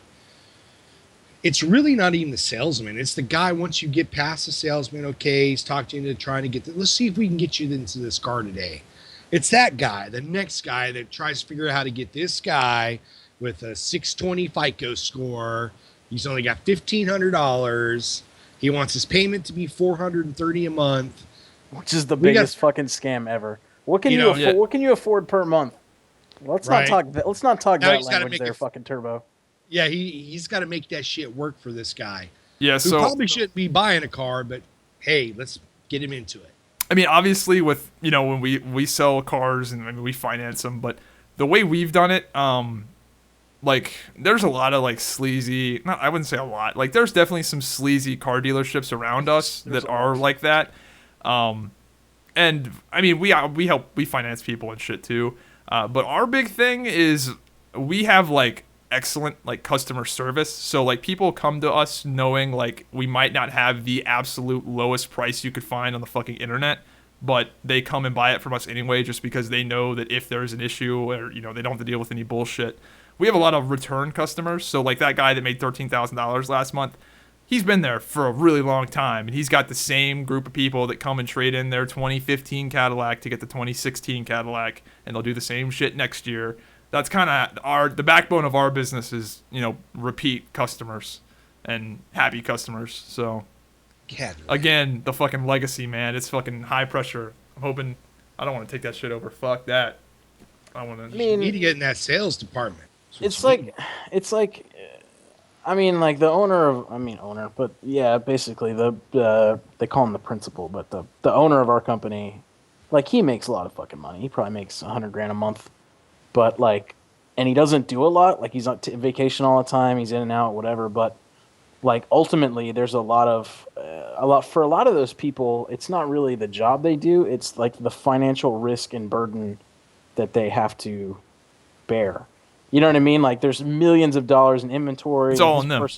And his personal taxes like have to cover a lot of things with his personal finances, and he has to, it's not hard. But it's a lot of like, he's got to do all like the fucking bullshit that no one else wants to do, like when I was figuring out Obamacare. I worked for a mafioso, and at the time I didn't know that's what it was, but it was called Barbecue Kings, okay?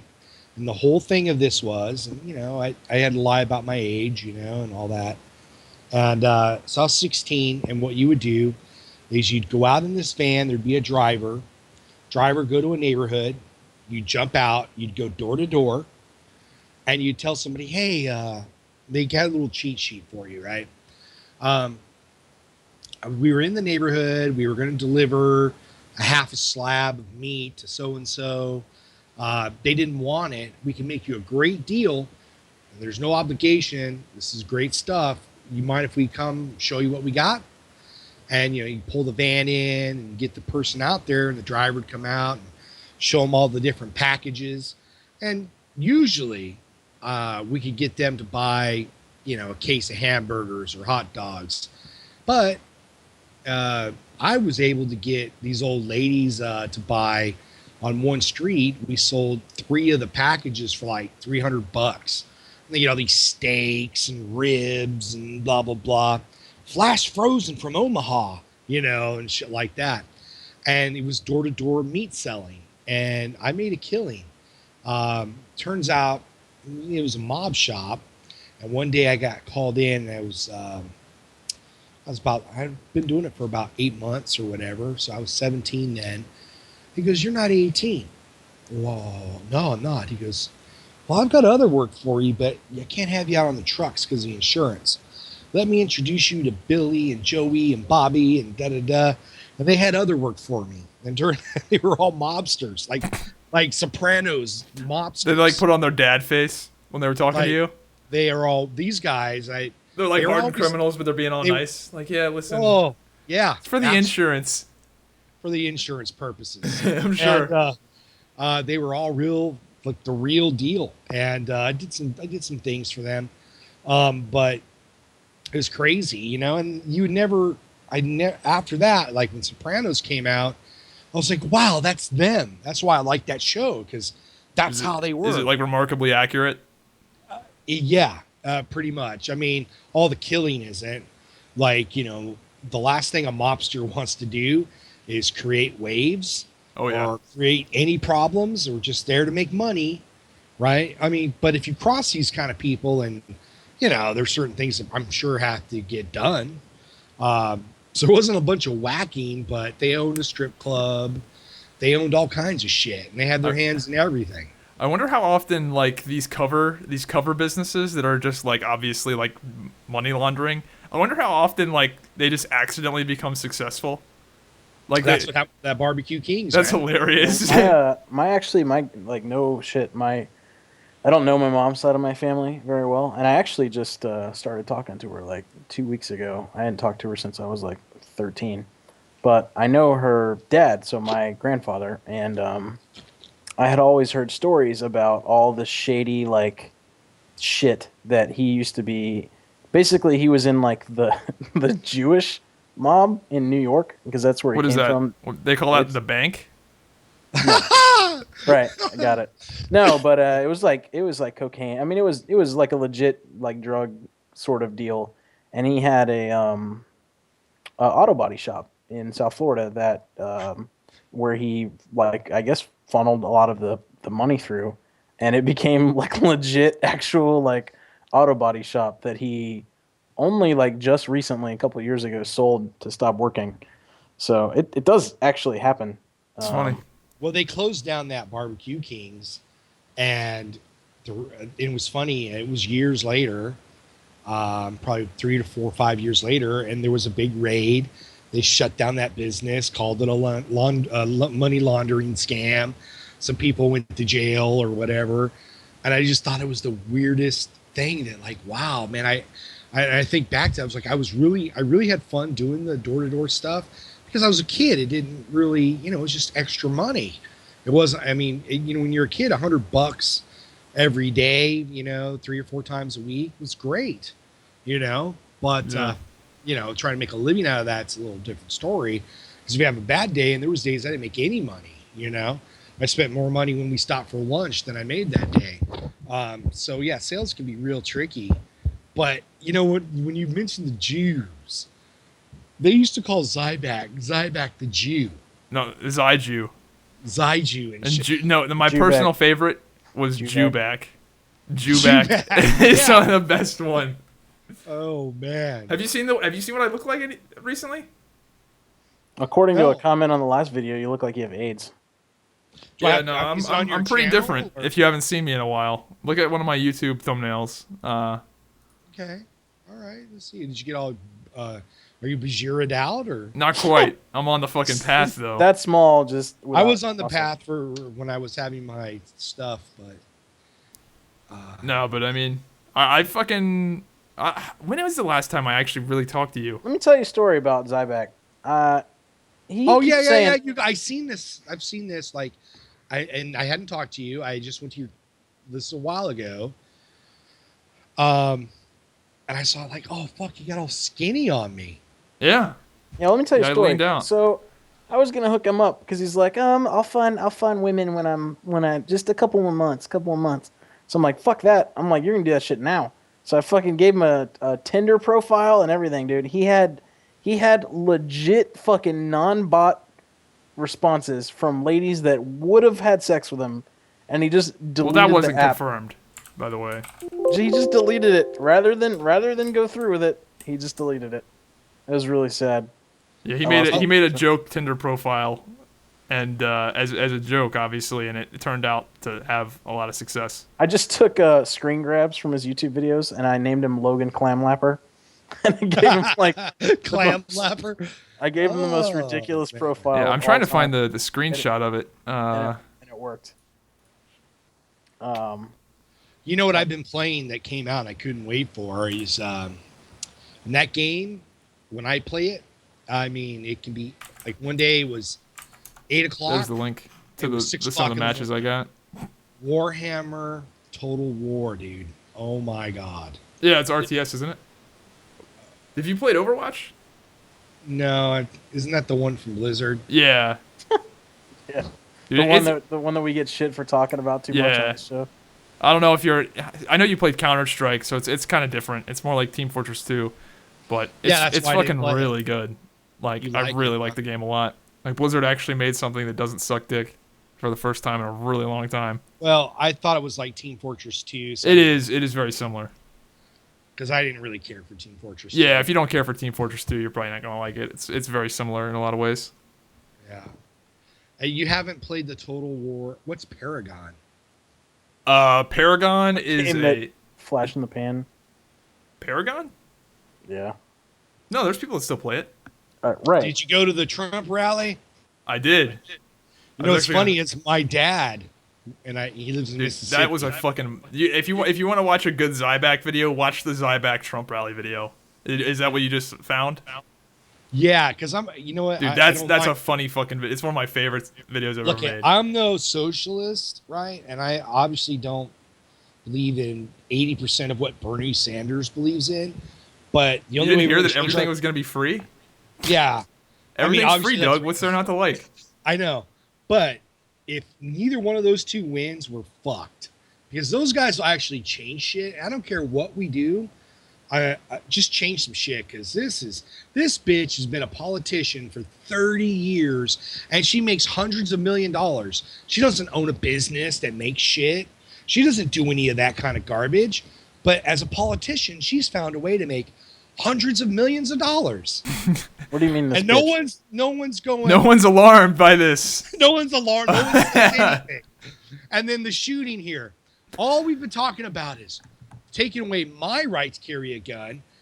And, it's all my fucking fault, right? And the Republicans' fault and the NRA's fault. But God forbid it might possibly be the motherfuckers that believe in throwing gays off roofs and, killing gay in Iran. We have no gays because they kill them all. Women, second-class citizens, right? But yet the liberals don't want us talking bad about the Muslims. Let me tell you something. I'll say it right here, and it might be the last time I'm on the show. When you talk about moderate Muslims, what you're talking about are guys that you go to school with that don't actually practice Islam. Because when you actually practice Islam, Jews are infidels, okay? They need to be thrown into the sea. They're evil. They're bad. The West is bad. And, they always talk about the small minority of Muslims. That's the thing. Yeah, I actually had a very similar rant where it's not small. It's like alarmingly big. It's huge. So if you just look at the polls, 70% of people in Iran support Sharia law. How many people live in Iran? This is kind of funny. Like, I literally have had almost the exact same rant you're on right now on a previous show. Sorry. Like, I don't want to give people. No, go on. This is no, Indonesia, Pakistan, Syria, Lebanon, Egypt, Libya, all these countries, 60 to 80% of people believe in Sharia law and that Sharia law should be enforced. And in 8 of those countries, the constitution of all those countries call for the destruction of Israel. Okay? In their constitution, in law of the land. But yet, they say it's a small minority. People just That's almost 780 million people believe that women should have less rights than men, that gays should be arrested or killed. They believe in that. Yeah, no, it's pretty scary. And I mean, a lot of people just like to bury their head in the sand. Like they don't want to believe it. And it's like, and anytime you say something like that, anytime you say like those actual statistics that are fucking real, like when you say that, a lot of people go, "Oh, he just thinks all Muslims are bad." It's just like, no, obviously no one thinks all Muslims are bad, but you can't deny the fucking numbers. Like the only ones that won't kill you because you're gay are westernized Muslims. Where no one has a problem with. Yeah, those guys are totally cool because they can assimilate into our culture. But the majority of them don't want to assimilate in our culture. And you know who has it right on the head? What we need to do. We got to do something right now. Banning guns, okay? They want to ban guns. Okay, let's say you ban guns tomorrow. There's already been 12 million AR-15 sold in the United States. Yeah, there's more guns than people. Okay? So if you ban guns, that isn't going to, even if you banned them all, that isn't going to stop gun violence. To stop the gun violence, first of all, we got to do one thing right now. We got to declare war against all, Al Qaeda, um, ISIS, the 3 other offshoots, right? We declare war. We have Congress declare war. So now when dumbass is over there pledging allegiance to Al Qaeda, I want you to think about what would happen in World War II if you pledged allegiance to Nazi Germany. I'm pretty sure that. Tell us, you're the military guy. What happens? No. Hang on. No, I'm pretty sure though that what you just argued for, Bill O'Reilly just argued to Stephen Colbert like 2 days ago, and they had this like big. That was like a really famous news story about like Colbert and O'Reilly getting into this big thing. That's what I said. Bill O'Reilly hit it on the head. That's what I prefaced my conversation. I missed that part. Oh yeah, I didn't hear his name. Yeah. Yeah, you should watch that video, Zybak. That debate that Bill O'Reilly and Stephen Colbert. Well, when Colbert said, "What will this do?" This is when O'Reilly, and he knows this, should have said, "If you pledge allegiance to an enemy of the United States, right? You literally can be thrown out of the country, detained, thrown in Guantanamo Bay. In other words, if we had declared war, they could have taken that guy where they said, well, he didn't commit any crimes, so we couldn't do anything. But as soon as he pledged allegiance to ISIS, right, and he was a traitor to his country, then if we were at war, we could have done something." Yeah, but he did that like right before the thing, though. Like he didn't like give much notice. Like that wasn't up for very long. He basically just like No, before that I understand what you're saying. Before that though, he had flown over, and he also had correspondence with that American imam that did the suicide bombing. So that right there, when he did that, that would have made him, that would have gave us probable cause to detain him, arrest him, separate him out from society. Yeah. I mean, the thing is, though, realistically, though, like, they're not, like, people are going to slip through the cracks. Like, sure, if we declared war on whatever and we could arrest them, fine.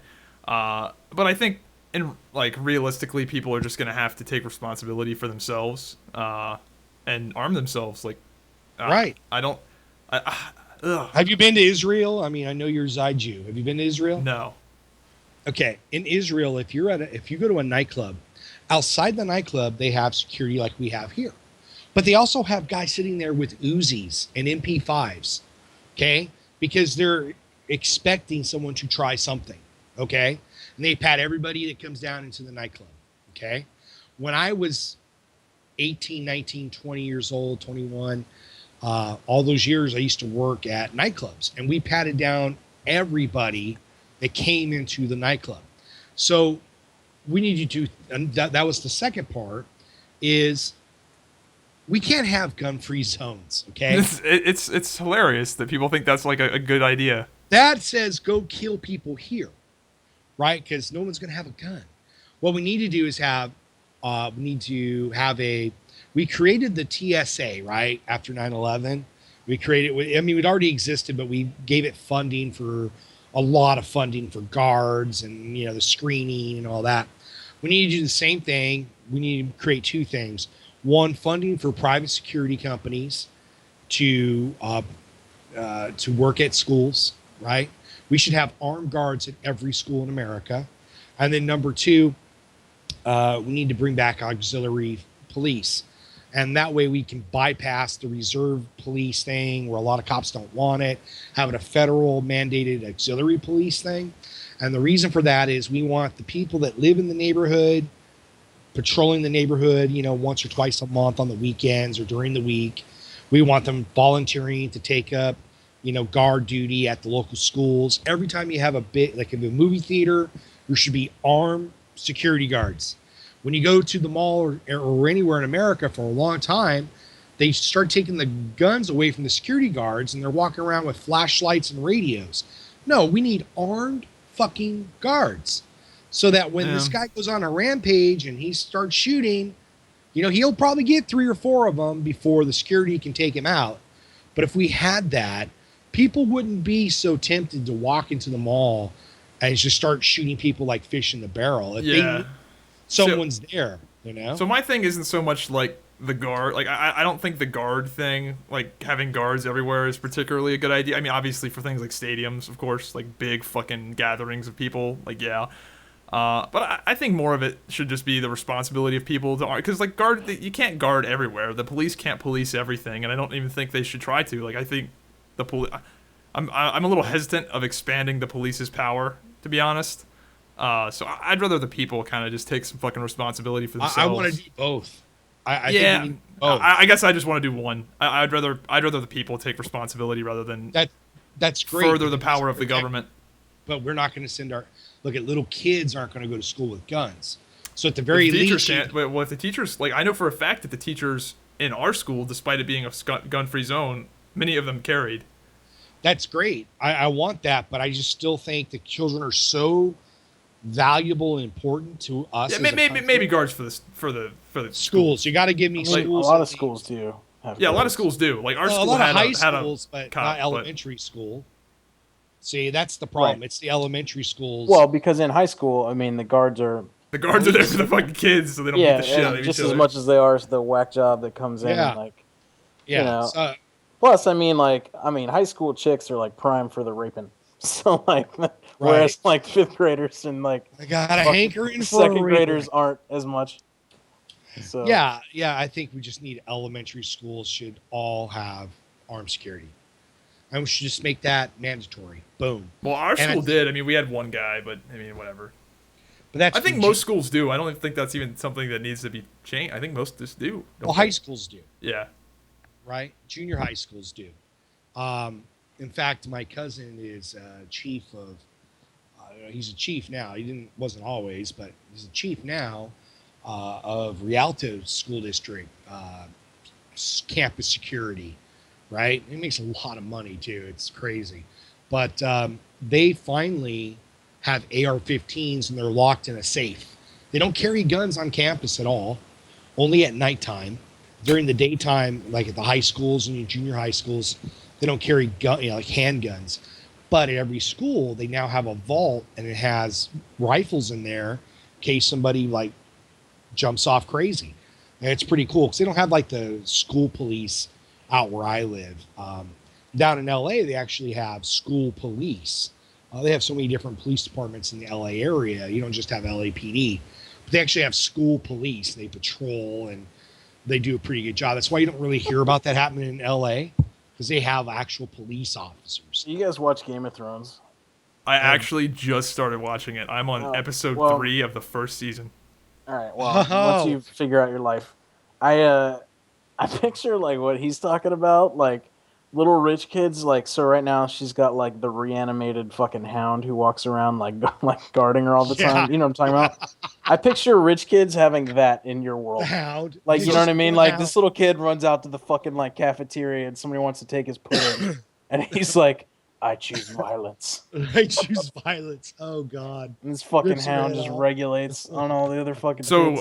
Doug, are you working like a day job or what are you doing now? Like, are you like back in the real world like me, or are you? No, I still do. Still manage a wrangler, still wrangling the celebrities. I'm still I'm gonna need you to take my YouTube channel from where it is now, and I have 2 videos up that aren't even really videos; they're just gameplay things. I need you to take my YouTube channel and make me a millionaire. Begin. Okay. He has no talent or any niche that he could possibly I have all of the talent. Did any of those other guys have talent that we made famous? You're right. Cartoons really talented there? I need to be a millionaire. I'm semi-witty and I'm a sexual tyrannosaurus. That's all you need. And I hate to do this because if I say this and 3,000 people, 10,000 people watch this, if they've gotten this far, the real secret right now, all kinds of shit. YouTube is talk about current events. And don't be like the dumbasses where they just pull the news clip down, right? And then get flagged. No, you take your Sony Vegas or whatever you're using. Maybe you've graduated Adobe products, and you do an in picture of the article. And I see a lot of the black guys doing this about, because there's like the black guys are so relevant. Well, because they do shit like nasty hood rat. with their kids, and I'm being serious. Like you type that in, you'll get one of these guys, and they'll be talking about how bad black people are, and they're black, and they'll show the clip, and they'll talk about how bad that woman is. Yeah, Tommy Sotomayor is the. Are you talking about the reaction video people? They have those, and then they have the guy talking about. He'll pull a news clip, right? And he'll put in his title to be provocative. Yeah, it's the clickbait shit though. Well, no, it's he literally talks about it. He'll show the clip and then talks about it. He'll talk about it before, show the clip, talk about it afterwards. Yeah, I know that was. I think some people were calling that the react people, the react YouTubers, where they like just do that for like millions of popular videos. Well, yeah, there's two different things I'm talking about. Oh, okay. I know what you're talking about, the react videos. Yeah, those annoy me. But what I'm talking about is, let's say, well, the most famous, the ones I hate the most, but I do like make sure I go in there and comment and talk a bunch of shit to them, is the Young Turks. So Young Turks live stream, and then they'll pull certain clips, and then they'll talk about it. That's what I want to see from a more moderate to right-leaning approach. So like you, and I'm pretty sure about Zybak, and I've listened to his politics before. I'm not a ultra right-wing conservative. I'm more of a moderate guy. I'm more of a libertarian, okay? So like, I don't give a fuck if you get married. I don't care. Yeah, I'd say that's where I am as well. Right? I don't care if you smoke weed in your house. I don't care. What I do care about is that my constitutional rights don't get fucked with. I shouldn't be paying for you to not do anything. Like you should. Doug, I think you should pay for my puppeteering class. Right. At my Ivy League school. Absolutely. You should get college for free. And free wealth inequality, bro. I need to take my gender studies. I would say I'm probably. I'm a little more. I'm definitely fiscally right. I would say I'm a little more socially left than probably both of you are. Right. That's the in what way? Republican Party. That's true. I mean, in a lot. I mean, like our fucking whole last podcast proved that I was a little more left than you are with my. And I still think some of that. Like we had in the comments, we had like all of the. We had like basically a gun control debate on the last show. Well, you want to ban guns? Like, why should I not? No. I don't want to ban guns. Not at all. Okay. But we had basically a gun control debate, and in the fucking comments, dude, oh my god, it was all like the fucking, it was like all of the. Hello? Did he just cut out for you? Yeah, he cut out. Yeah, he was just. The internet cut him out just in time. Thanks, Obama.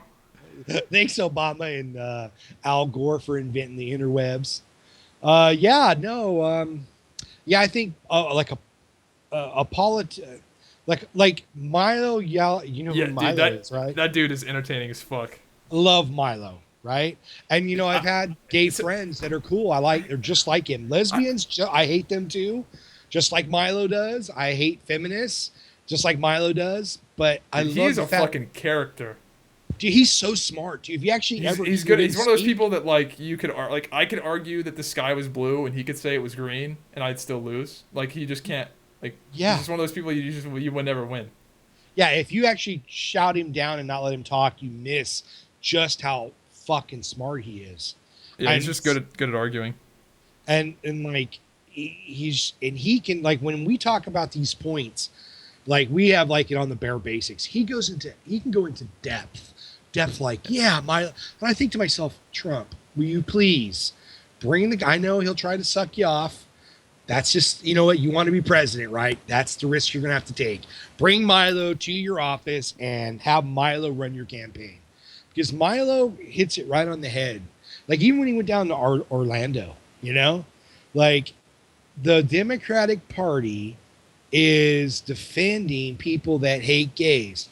Why is any gay? And why are gay people? Yeah, it's really ironic, right? Yeah, I remember I saw a picture of like LGBT for like Muslim immigration or some shit. And I was like, all right.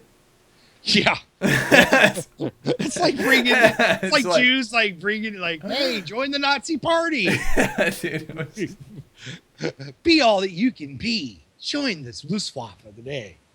Yeah, no, it's crazy, and he articulates it so well. So, yeah, Milo's the dude, man. I mean, I'm glad you know. part of me thinks that he's like almost just a confrontationalist. Like I feel like he's the kind of guy where if Trump was really popular, he'd be anti-Trump.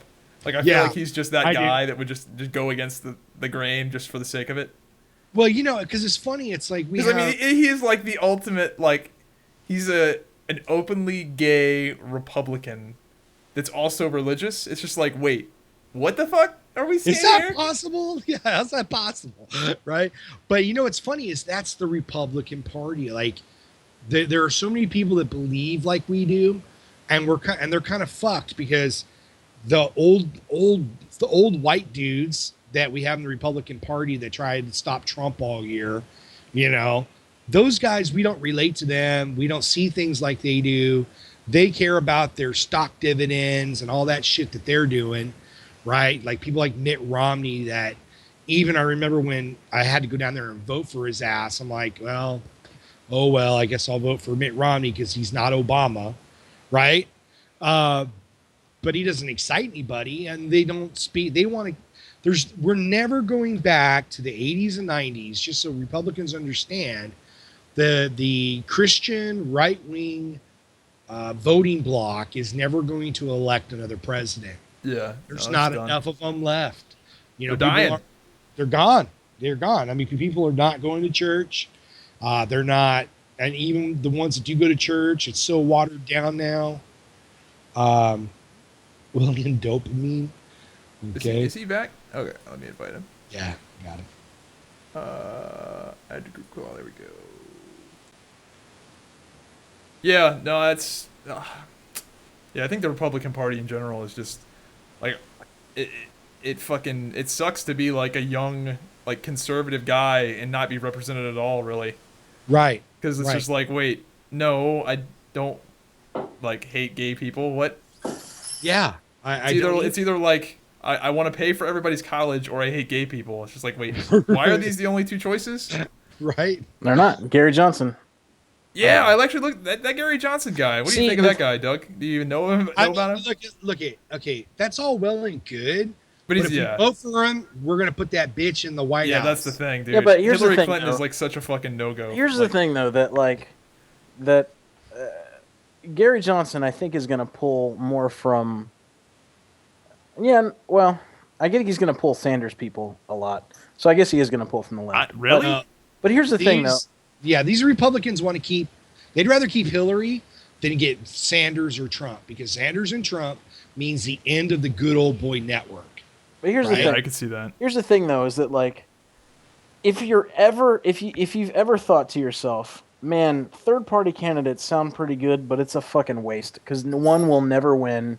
It's just like basically throwing away your vote kind of deal. Mm-hmm. This year is the year to not think that, because this year so many people are probably going to be like, maybe I'll just do it because fuck it, I hate both of them. At least what I would like to see, and he's not going to win, obviously. But what I would like to see is at least someone like him get even invited to the debate stage. So yeah, me too. Yeah. The only thing that stops me is that Hillary Clinton is such a scale. Like, if it was Obama versus Trump, then I'd be like, yeah, maybe I'll vote for Gary Johnson. But it's like, at this point, it's like, oh my God, anybody but fucking Hillary Clinton. Like, right. It's not worth the fucking risk. But here's the thing, Will. I get you and anybody else that's listening. 5 of the Supreme Court justices are over 75 years old. Okay? There's already 1 vacancy on the Supreme Court. Let's say those sons of bitches can live another 4 years, most of them. But I bet you at least 2 or 3 of them are going to... Ruth Bader Ginsburg's she is so old. She's like, I don't know how she's still alive. What's the over-under on that shit? I mean, she's in her 80s. Strom Thurmond made it quite a while. I don't think she's going to make it. She doesn't even look well. But realistically, for sure, I mean, you can bet on 3 Supreme Court nominees in the next 4 years, at least. And you don't want them to be Democratic. Do you? I mean, think about what that means. That means that every fucking thing that you hate will probably get legislated by the Supreme Court into gun law. ban. Dude, the Hillary Clinton gun shit Here, they're is already, the though, number you one know, thing you saw that the scares me about her. You know, you say gun ban. I mean, a lot of the proposals, like the ones that the GOP finally agreed to vote on, right? Like the Chris Murphy um, uh, filibuster that he just did. The GOP finally agreed to vote on, I think it's two things, and I'm going to probably fuck this up, but I think they're agreeing to vote on closing the background check loophole where if you buy them at a gun show or I don't think it's private sale. I think it's gun show or something else. You still have to get a background check. That was the one measure they were voting on, and there was one other one. Here's the thing. And we'll do both of them. I know what the other two. I know what the two are. What was the other one? The first one. The other one is, if you're on the terror watch list, you can't. Oh, right. That's the other one. Okay. We'll talk about each one, and I'll tell you what the deal is with both of them.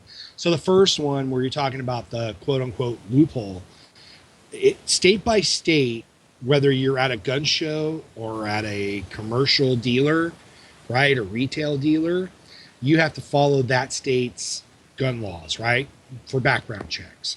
There are no loopholes at gun shows. So they're talking about passing something, right, that's redundant just to make it look like they did something. It's fake. It's BS. There are no loopholes. That is a media talking point that simply does not exist. And those of you listening, you might say I'm full of shit. All you got to do is go to Louder with Crowder, go to his channel, or just type in, gun show loophole. Yeah, I've heard that's a thing as well, that it's not actually a real thing. There is no gun show loophole. Yeah, well, there is the thing too.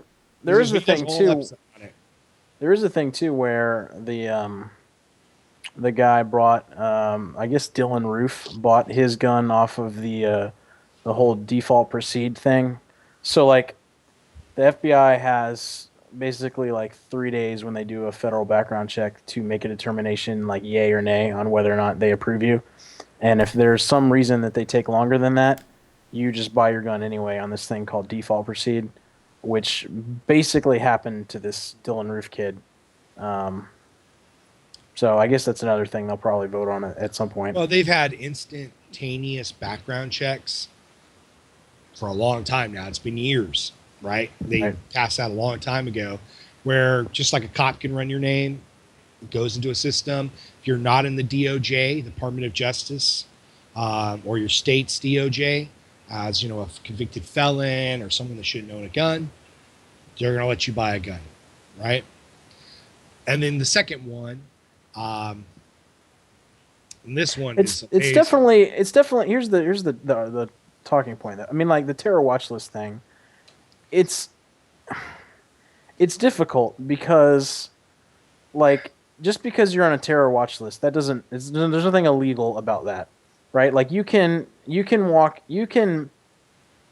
basically say, like, I love ISIS, death to America, walk into a gun store, and I mean, there's nothing that, if the guy wants to sell you a gun, there's nothing preventing him from doing that, even if the FBI is like, so here's this guy loves ISIS. Well, here's what the terror watch list is, okay?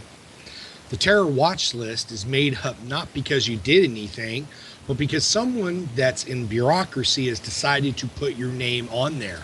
Someone from the FBI, someone from the CIA. And that's why it's a slippery slope, because and that's what I was arguing in the last podcast. You're gonna punish somebody for thought crime.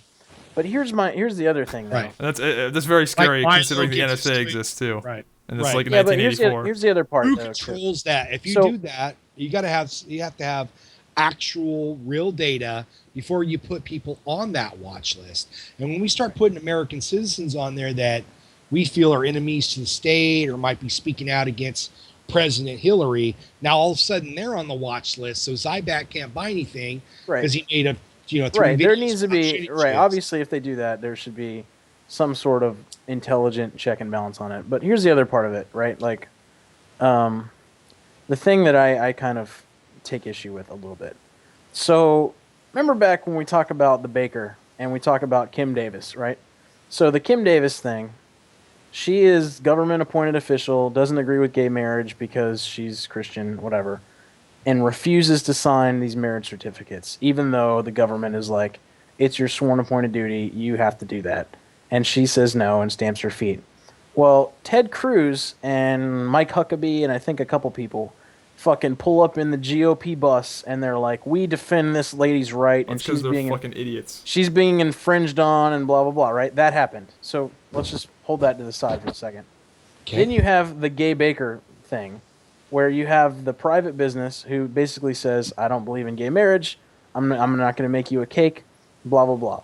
Sexual preference isn't like a federal protected status, so you get into that whole argument, right? Like, how can the GOP, but you have a gun store owner who just decides not to sell a gun to somebody who's obviously, fucking suspicious as fuck, which happened, right? Like, apparently this guy, Omar... Yeah, he got turned down. He got turned down, right? So, should that private entity, gun store, be allowed to deny him his fucking constitutional right to own a gun, being shady as fuck, when the same, quote, I'll just say the same party. I'm not really going to throw it at the GOP. But a lot of the same people. Right. I see your point. Do you see the sort of hypocrisy that here's the difference is one's the government, though. Yeah, what the lady that worked for the government has to do what the government says. She's in the law. Yeah, she's to follow. That's the law. Yeah. But private businesses should be able to refuse business to anyone they want to. Period. You shouldn't have to sell to anyone. So outside of it being something like that's got some government regulation, like power companies or something. The only thing they could argue is, we both know why they didn't sell to him, because he was a creepy as fuck fucking Muslim, and they probably made the right decision. But, I'd say. But I don't know. I mean, as far as legality is concerned, that's not you can't do that. That's not legal, right? So we both know why he got turned down. But if the guy just says no, we didn't sell to him because he was, acting suspicious or whatever, I mean, they wouldn't do anything about it. Yeah. I just think that it's kind of hypocritical. Oh, you're right. It is a fucking dilemma. Yeah, you're right. For the Kim Davis thing. Well, I don't think for the Kim Davis thing. The Baker thing, I've never understood. The Baker thing, like comparing like the Baker thing and the gun store thing is a valid comparison. Like, can you turn people down because you think they're creepy as fuck? And can you turn people down because you don't like gay people? Like, but I don't think Kim Davis is relevant at all. And I don't think that's a discussion. She fucking should sign the shit. And going back to the civil rights... my only point about Kim Davis, hang on, I didn't mean to cut you off. My only point about Kim Davis is the same people that would argue the gun store owner in the right would argue Kim Davis also in the right. Well, that's fucking illogical as shit. Well, those people are idiots. Those fucking Ted Cruz and Mike Huckabee. And they're idiots. The Kim Davis thing is a fucking no-go. That's a fucking absolute. She's retarded. I mean, she made her moral decision, and she made her 15 minutes of fame decision. She stood up for God or whatever. She should have lost her job. Yeah, that's the price she paid. Now, I will agree with you, Dope, on the like that. It is kind of like a strange situation where the baker allowed to not serve certain people because the gun store guy is allowed to not sell the gun to the creepy Muslim guy and not get shit for it. Like that is kind of a weird thing. Well, the thing is that sexual preference, as I understand it, isn't a it is federally protected status. You cannot discriminate against people's sexual orientation. Is that absolutely true? Because I heard that it's religion. Go to your job. Do you have a job? I've heard that it's that's right. Go to the labor board postings. Yeah, I think you pretty much just can't discriminate for damn near anything anymore. Go to labor board postings and read all the things you can't discriminate for. It's on there, including HIV and AIDS. Right? They added that. So when we talk about the baker and the other one, when we go back to the civil rights movement, this question came up, right? Like they said, okay, well, I have the right to refuse service to anyone. They said, well, no one's taking away your right to do that. Hang on a second. It says the federal government does prohibit sexual orientation discrimination and gender identity discrimination in the federal workplace. I'm telling you, go to your job tomorrow or whenever you go back to work, Monday or whatever. The states might, but I don't know if the federal government does for every private business. the states, every state does. Yeah, And maybe. I'm not going to disagree. I mean, No, if they do, that just it's an easy reinforces my argument point to more. solve. Just go to the board, read it, and Right, I got it. and come back and let Zybak know. I'm agreeing with you. We're going to we're going to the civil rights back then. One of the arguments was that a person has a right in their own home, their own business to decide who they want to sell to. Okay, so you ever been to a place where it says we have the right to refuse service to anyone? Right? You'll see those signs in certain stores, restaurants, whatever. And because as long as you do not base your decision on their race, ethnicity, and things like that, if you don't openly say that, It's like a loophole. Yeah, you can deny service to anyone. You're never forced as a business owner to give service to someone that you don't want to. So a guy comes in, he starts talking shit to you, he's real rude, get out. Not in my store, right? Yeah. So the couple come in. I'm just reading this. It says, are there any other laws which make it illegal to discriminate on the basis of sexual orientation?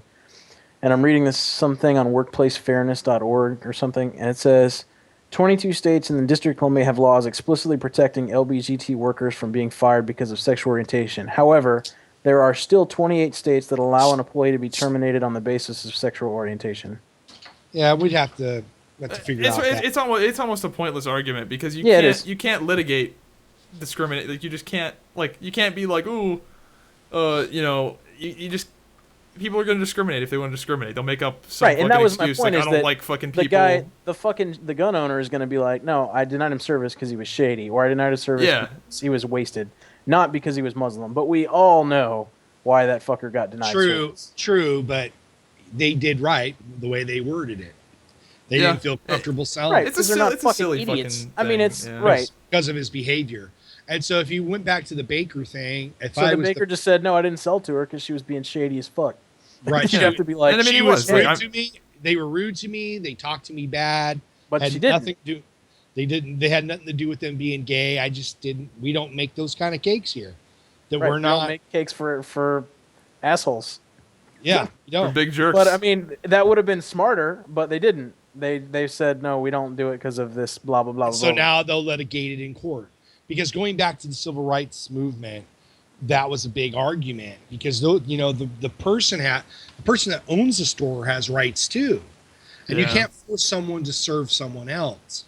So I think ultimately, I don't think anything needs to be done. The free market will fucking work itself out. That's pointless. My only point is I think it's hypocritical. I'll just say the GOP. I think it's hypocritical for them to support the baker in one scenario and not the gun store person in another one. You know what I mean? Like, I don't know. Well, going back to gaming itself, right? So we had, Gamersgate and all these kind of things. We got the girls out there streaming, and obviously they're pretty God bless them. They're streaming, kids watching it because he can interact with the girl dude, and pay tokens. My life would be so much different if the Twitch whores were a thing when I was a kid. Oh, what do you mean, dude? That is, like, think about how magical that is as a developing like young boy. You can go and watch these like super hot chicks play video games. Like these kids must be spellbound. They're like, oh my god, a pretty girl that likes what I like. This is ridiculous. Yeah, I mean, I guess. I think, whereas like us, we're like hardened veterans, and we're like, look at these whores. I think you're still too old. Like, I wonder, like, to answer this question, but I wonder what kids that are like elementary school right now are gonna think about like sexualized. How they're gonna get like. I know, right? Like, I wonder how much the smartphone is really going to influence like the development of kids, because I feel like I grew up in a real in that prime time spot where the internet didn't ruin the magic of childhood, but right as I was like growing out of being a child into a young adult, the internet came along, so I got all the advantages without having the magic of like how can kids believe in Santa Claus anymore? Like, how could you be a 5... Like, because kids now that are, like, 5 and 6 years old have smartphones. Like, how could you be a 5 or 6-year-old believe in Santa Claus? Be like, is Santa Claus real on Google? No. fucking childhood ruined, you know. Google should, by that time, Google will know better, and Google will know that you're a child using it, and Google will fucking. Well, you know, I mean, you know, Google you know what I'm already going doesn't though, return right? any Is that negative like results about Hillary the Clinton. kids? There's no like they're just gonna be smart as fuck. Like they're gonna parents aren't gonna be able to bullshit their kids anymore because their kids have smartphones and. Unfortunately, I have some dark news. Okay, so here's really what's going to happen in the next 50 years. Okay, so yes, you have all this technology, and that's great, and everybody's so much more hip and more wise. Like you can type in YouTube right now and type in imam speaks about Islam and hear from an imam what they really think and not what the media has told you they are, right? You can actually listen to them for yourself and then decide, right? So all these things are getting better, but we have to look at history, and man has a very unique passion for war and killing. And so World War II, 78 million people died in World War II. And that is a fucking huge number. Think about, we're talking about, 50 people got shot. Here in San Bernardino, where I live, we had 18 people killed, and that's terrible. 9/11 was 3,000. World War II, 78 million people died during that war. So if we do not use nuclear weapons, right, in the next 10 years, and we have a major conflict, right, we have a major conflict, world's at war again, we're looking at a total of dead with conventional weapons only, close to 1 billion people. Right, we're looking at, in the time of war, crises in the United States. Let's say in Los Angeles had a major bombing raid, right, and water was out for 1 week, electricity was out for 1 week in Los Angeles.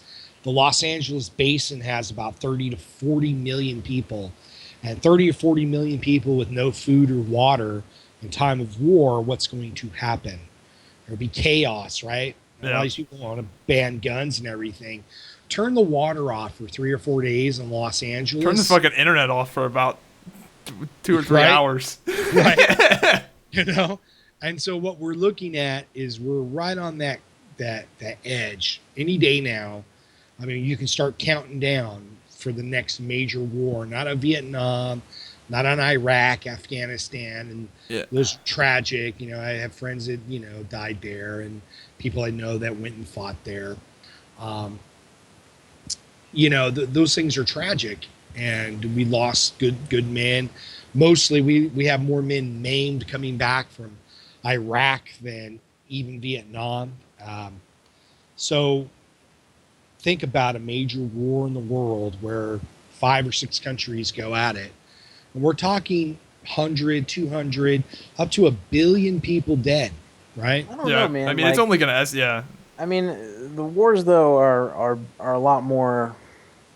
They're a lot more surgical than they used to be. Like, you're never gonna have another war where it's fucking dudes in trenches, No, that's right. With machine guns. Was World War I, and then we went to World War II, where the first time they didn't go out in the fields and fight. They bombed cities like Dresden. They bombed London. It's only going to escalate. Yeah. And so what do you think that our enemies, if we went out in a full-out war and they're fighting for their survival, aren't going to do the most damage they can to us? Yep, of course. We're going to damage them too. So let's say we bombed, we bombed the military outposts all along the European border where the Russians have stacked, soldiers and equipment now for the last 10 years. They've made a really big upkeep. If we go to a war with Russia, it's not like us going to war with Iraq. Okay? So the Russians will actually be able to fight back. And the United States military doesn't even field 1 million men anymore. Right? So North Korea has 2 million men. The Chinese have 8 million men. But they would get, I think we would win too. Right? But what's the cost of winning that war? But right? I don't know. You think it's a matter of, you think it's inevitable. My thing. War. I don't. I don't. My thing is, I don't know. think it's gonna happen anytime soon, but it really is only a matter of time before the right like type A personalities come about again. It's almost like it's complete RNG. Like, when is the next Hitler gonna come about? Like, saying there's never gonna be another Hitler is very And here's where naive. Like, it's gonna happen. Like, there will be the right combination of these A personalities to where, a few people will get elected that think a certain way, and then you got fireworks.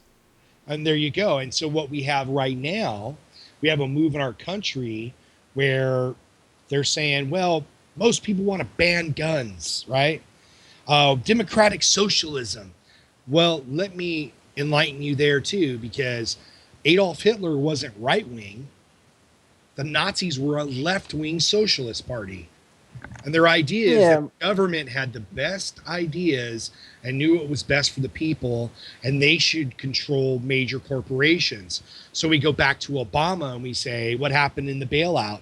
Well, the U.S. government controlled corporations like GM, where we bailed them out. We had final veto power for a long time with that corporation.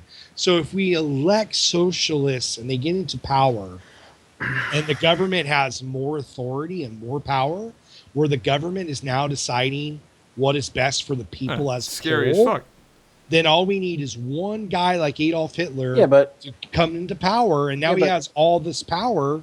He can do what he wants. But you also realize that if the government completely just didn't interject or have anything to do with it, that a lot of companies during that 2009 era just wouldn't be here anymore. That's good. Like all those fucking right, but that's not the case. Like a lot of those big banks, I mean, a lot of that shit would have, you know what I mean? Like I agree with you. Like if you're that fucked up, that you can't survive shit like that and you need a bailout and you don't get it and you're fucked. I mean, yeah, I kind of agree with you, but regardless of the bailout, that would also do. I mean, the bailout's just a symptom of what they really want. So we start with bailouts, right? Like you're talking about, hey, if we didn't do that, even Bush pushed for those, right? Okay, but that's the start. You don't boil a frog immediately, right? You ever heard this old saying? I you also put the think frog in the water and you heat it up, and you heat slowly and slowly, and next thing you know, you boiled the frog to death. Right. But that's I also what's don't happening think in America. I also don't think though that the people, the whole like the people that. I think there are a lot of people that use the core idea. I'm not going to say the Constitution isn't valid. It certainly is. But I think a lot of people, let me give you an example. Some companies have a core set of values, right? Like take quality, for example. That's a value at a lot of companies. They don't sacrifice anything for quality, right?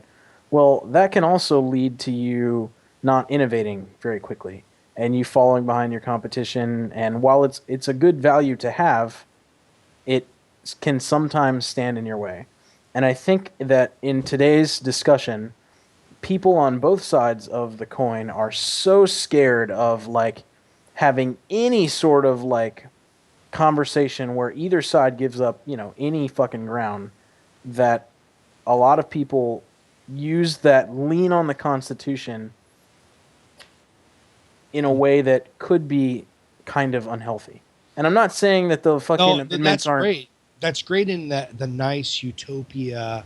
Perfect. No, hang on. No, just hang on. So I think what we need to have as a country is the ability to actually discuss things without assuming we know what the other side's getting at, and also without assuming that we know, you know what I mean? Like when you have a discussion with somebody, and then Zybak and I get into this sometimes, that I think a really good thing to do in discussion, and it's proven, is to just say is just to ask questions to understand really what someone else is getting at, because not often do you say words that convince somebody else to completely change their mind. More often what happens is you ask enough questions that the other person basically reconsiders their own opinion and changes their own mind. You know what I mean? And I don't think as a country we have the ability to do that very well right now. We have people on the far right, far left, and we have no constructive talks whatsoever. Well, here's what's going on. There's one side that will call out their own people and say, Donald Trump's a racist, and these are Republicans, or that was wrong, because they have principles and ideals. Then you have the other side, and I'll tell you why here in a second, why they're doing that. I'll give you some examples. Another side that no matter what their leader, the head of their party does, they will defend it. President lies and perjures himself in court and demeans a woman and destroys lives. They find a way to defend him. I saw that happen with Bill Clinton. Richard Nixon did not even come close to what Bill Clinton did, and he resigned. Bill Clinton did not resign and drugged that thing out as long as he could. And was about the blowjob incident? That's, you know what? I mean, it's not about the blowjob. It's about the fact that the president of the United States went into a court of law, swore under oath, then attacked a 22-year-old, and they demeaned her and destroyed her life. And turns out he was lying the whole Monica time. Lewinsky? Yes. You know how much money she made off that fucking thing? I don't feel bad at all for Monica Lewinsky. She got to blow a president. Oh, come on. I don't think there were any victims, but I see where Doug is going, where like the president, like if a normal person was to have lied in court, they would have faced consequences. He got disbarred. A lot of things happened to him, but my point was they defended him. If it was a Republican, they would have destroyed him, right? Now, we go to today, and even back then, it used to be there was only 3 or 4 channels on TV, right? And every single one of them was liberal, leftist leaning.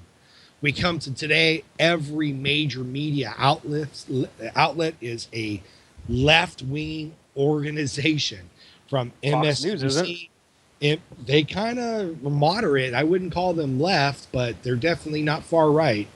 Look how they attract Trump daily. So we got MSNBC, we got NBC. Story, okay, but regardless, that's one. We still have Huffington Post, ABC. Yeah, you still have, there's definitely a lot more liberal You ones. have all of the Colbert Report. You have all of the late night shows are left leaning, if not full left. I mean, so you have this full propaganda wagon. Then in our schools, which has been controlled by the teachers union for the last 40 years, they are teaching and they taught you guys stuff that, that was just, you learned that as a kid. You have an authority figure teaching you that. Yeah, it's not. I would say that it's not even I think the colleges are the fucking worst with that. The colleges are absolute. Like I have some of my friends that have like come out of college, and I'm like, what? Like that just happened to you? It gets worse. But I remember in high school, even me. I mean, I'm older than you guys. In high school, I had teachers, and I had one who was world history in high school, and she literally was talking about how bad the Americans were in World War II and how evil we were and how bad we were and all the things that we did. And she had tears in her eyes talking about the poor Japanese. The same Japanese, so you guys know, killed and murdered in a month's time as many people in China as that died in Hiroshima. They had 2 guys, and they did it really fucked up ways too. Yeah, they beheaded 30,000 people in one day with swords, samurai swords. They had a contest to see who could cut off the most heads. This is a true story. There's pictures. It's not made up. Look what they did to our soldiers in the Bataan March. Yeah, right? That's what I was thinking of, the march on the beach or whatever. Yeah. It's just, I mean, guy started stumbling. They came over, beat him. He stumbled again. They shot him in the head, left him on the side of the road. And again, that whole thing, that's just people wanting to bury their heads in the sand. The cold hard truth of it is that atomic bomb saved more Japanese lives than anything. If we didn't drop that fucking bomb, there'd be more dead Japanese than there would be. A million dead. They would have fought to the last goddamn hut. Yeah, that's true. But that bomb saved the lives on both sides. Yeah, the propaganda that is, that they're infusing into our society. Now, if you've ever read the book, or I hope maybe you saw the movie, it's called 1984. Okay, and in That's that funny. society, and that in We society, bring that up a lot. right?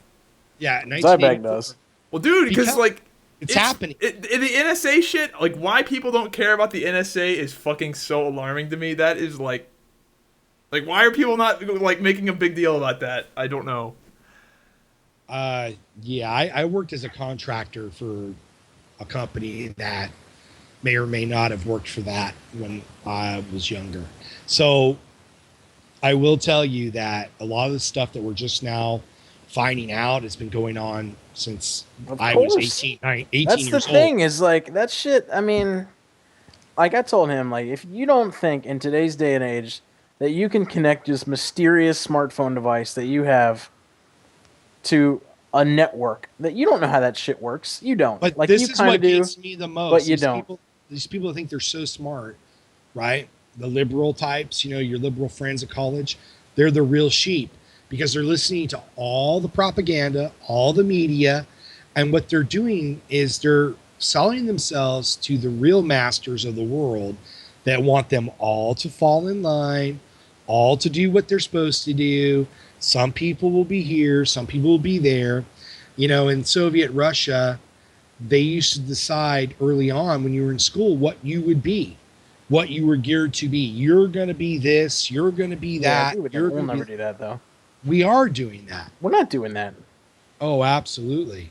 Tell And me see, how we're deciding what kids are going to be in oh, school. man, we start, first of all, Milo brings this up a lot too, is we take young boys now and we try to make them not boys anymore. That is a fucking thing. Yeah, that You is. know? Yeah. And so these kids are in a learning environment now that's geared more for females.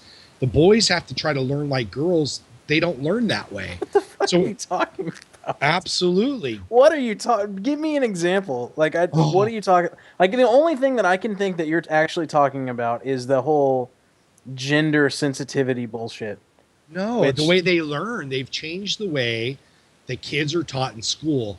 Used to be you had visual and uh, hearing and physical Well, activity. the examples I was thinking of is like boys in general are fucking loud, obnoxious, hyper fucking like they're fucking everywhere when they're kids, and they're putting all these kids on like ADHD medication and shit. Like there's 100% chance I would have been put on some sort of medication when I was a fucking child.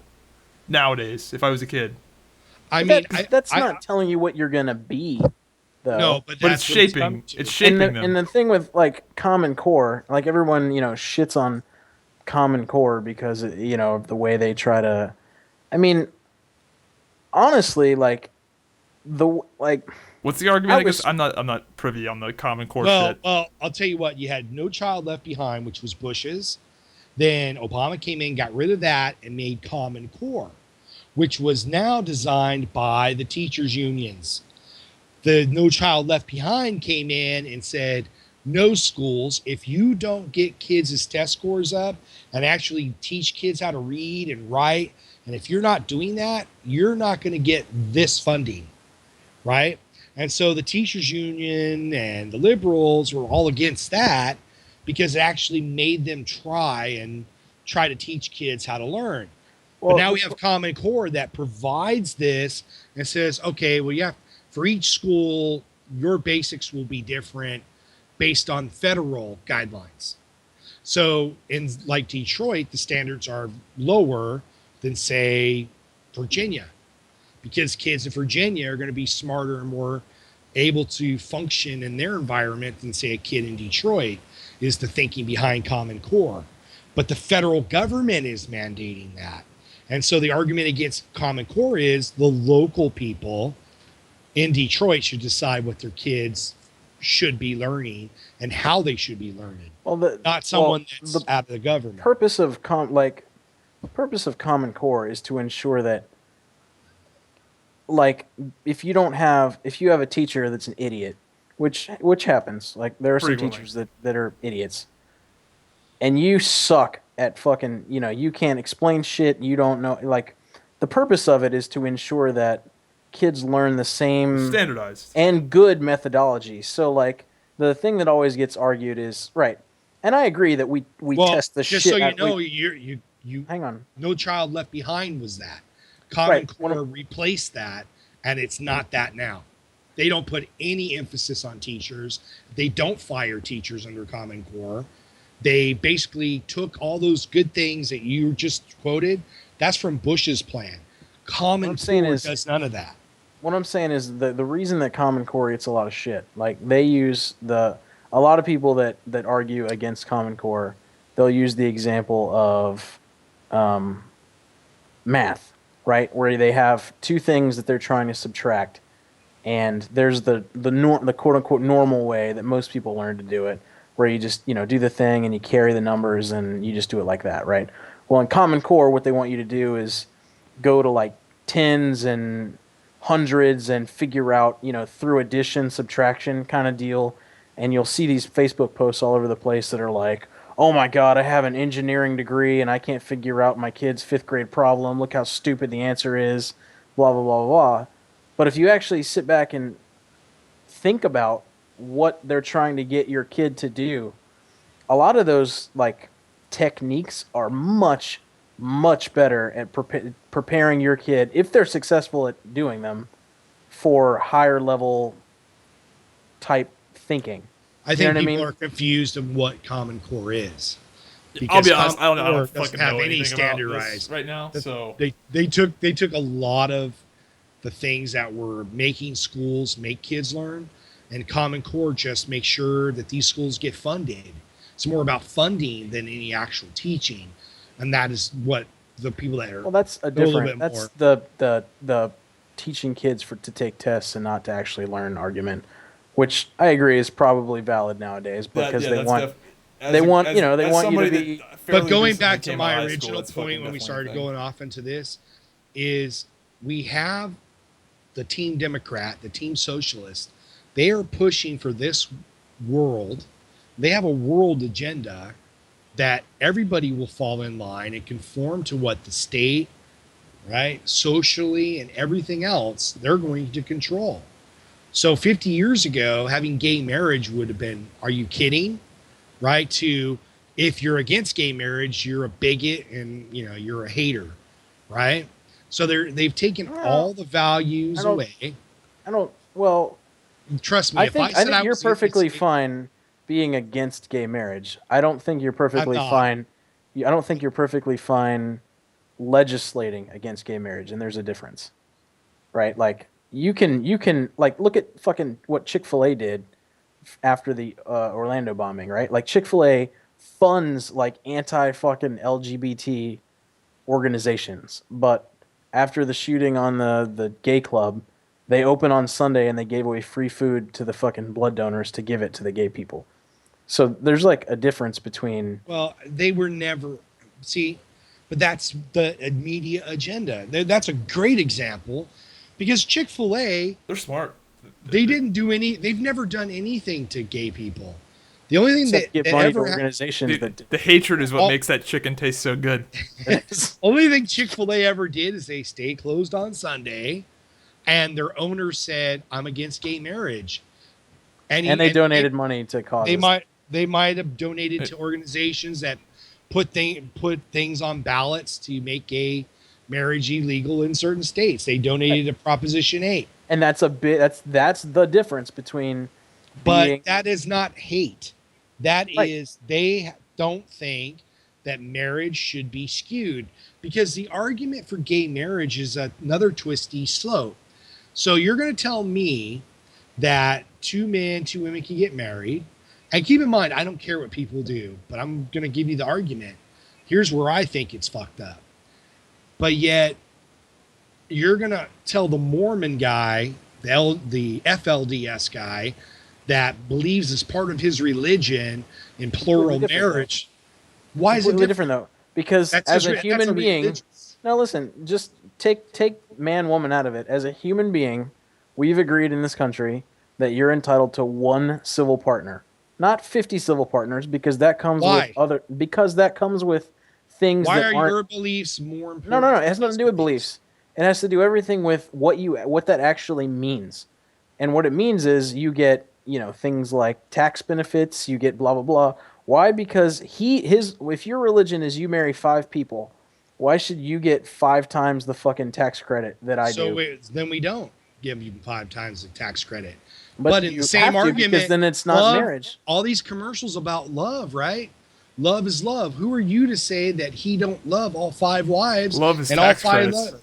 You can live with all 5 wives, but that's they've fine. never gotten 5 tax credits because it's always been illegal to have more than one wife in America. As it should be. You can live with them. Okay. Yeah, You no, can I have a definitely see the ceremony. point. 50 years ago, your argument would have been gay marriage should never exist, right?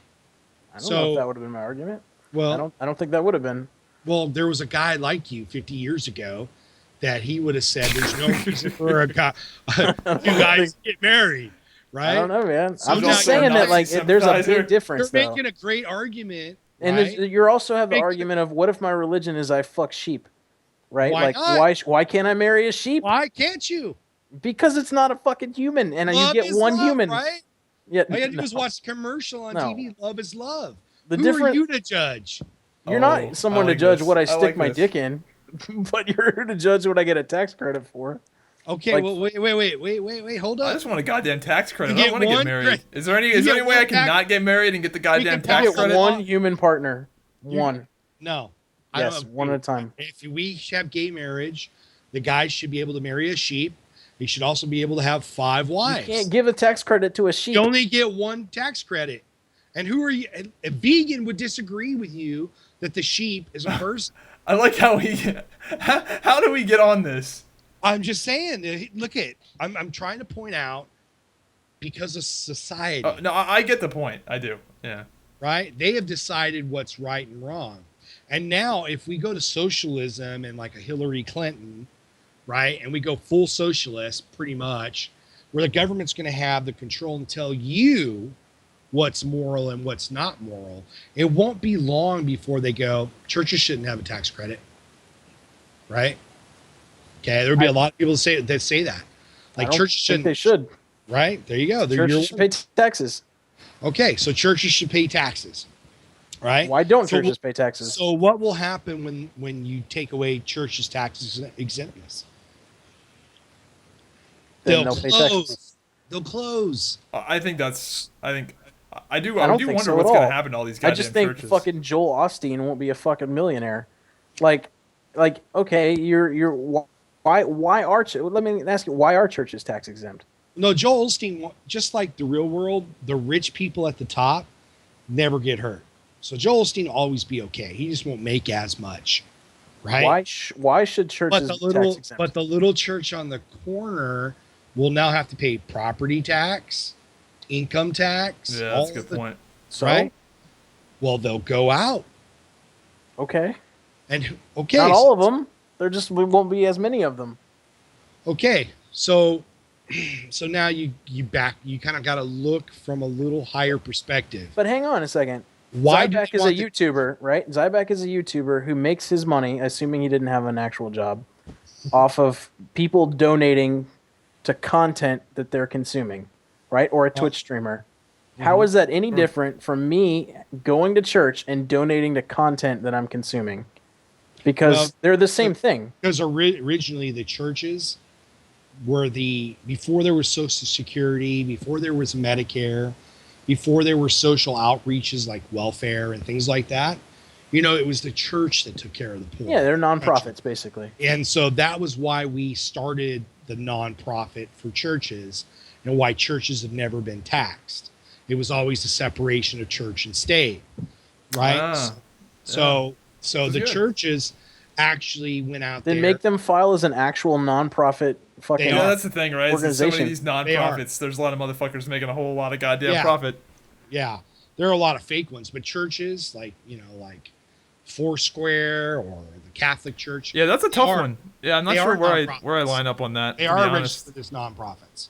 I do So they wonder, have- like, all these churches are not going to exist, like, in the next 20 to 30 years. Like, when all these old Right. people die, what's gonna, like, are they just gonna build, like, airsoft facilities. You think that's everybody that's a church like, is just fucking well, dude, old? there are so many goddamn churches, especially in this area. Like, Right. So man, what I happened? hope they also build in, like, So Bible shit. Belt. so now look at the bigger picture.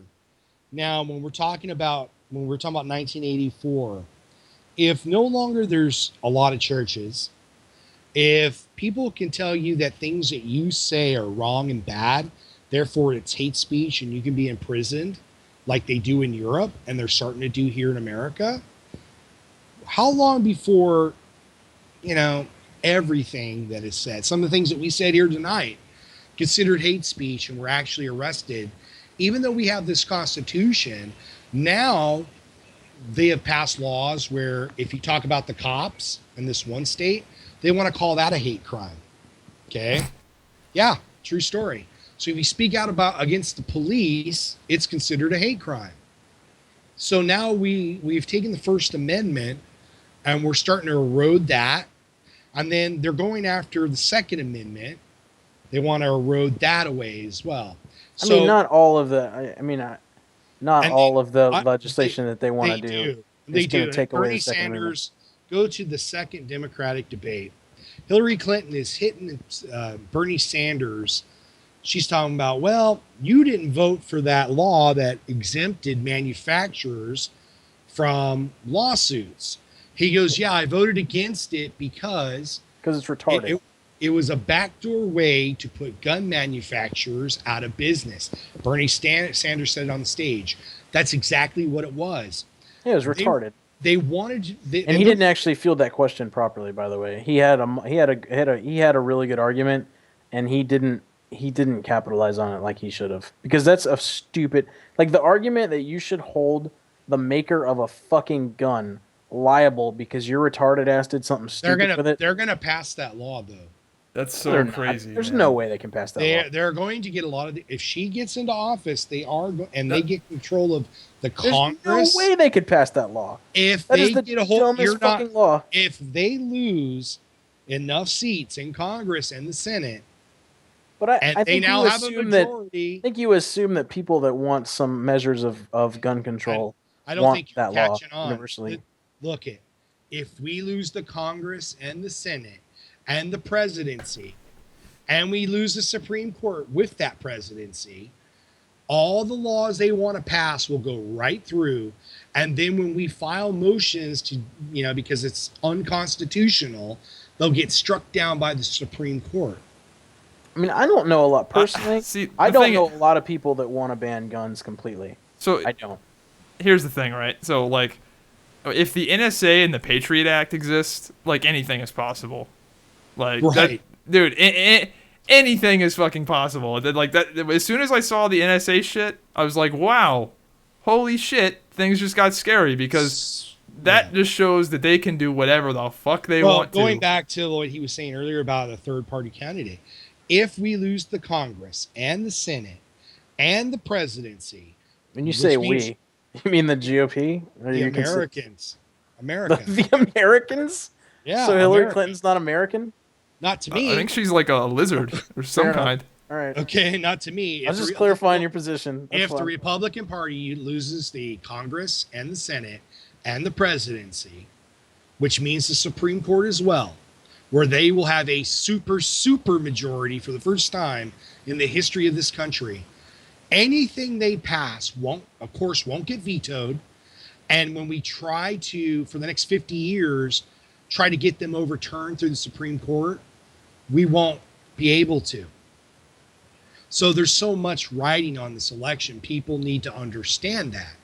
So all these fucking assholes like Paul Ryan and Mitt Romney, they are sellouts to me. I will never be Republican again if they cause Trump to lose. I will leave the Republican Party because I hate them now. I'm curious. After Do seeing what they you did. do you like Trump as a candidate, or is it just that you're like hate Hillary Clinton so much that it's just like? No, fuck it? I like Trump as a candidate. I just wish that I could be standing next to him so he says shit the right way the first time. Right? So like his Muslim ban, when he came out with that, what he Could have should worded that a have- little more delicately, maybe. He should have said this. Donald J. Trump is calling for a ban on all countries right? And he could have talked about their constitutions, a history of terrorism, whatever, Yeah, that would have been smarter. right? And then now it's not But about hang on. Muslims. I agree with you, and I also think the distinction is pretty marked difference between banning immigration from specific areas of the world and banning Muslim immigration. Those are two Right. very different things. Not in practice. Are they really though? Not in like I said, not in practice. In practice, they're the same fucking thing. Right.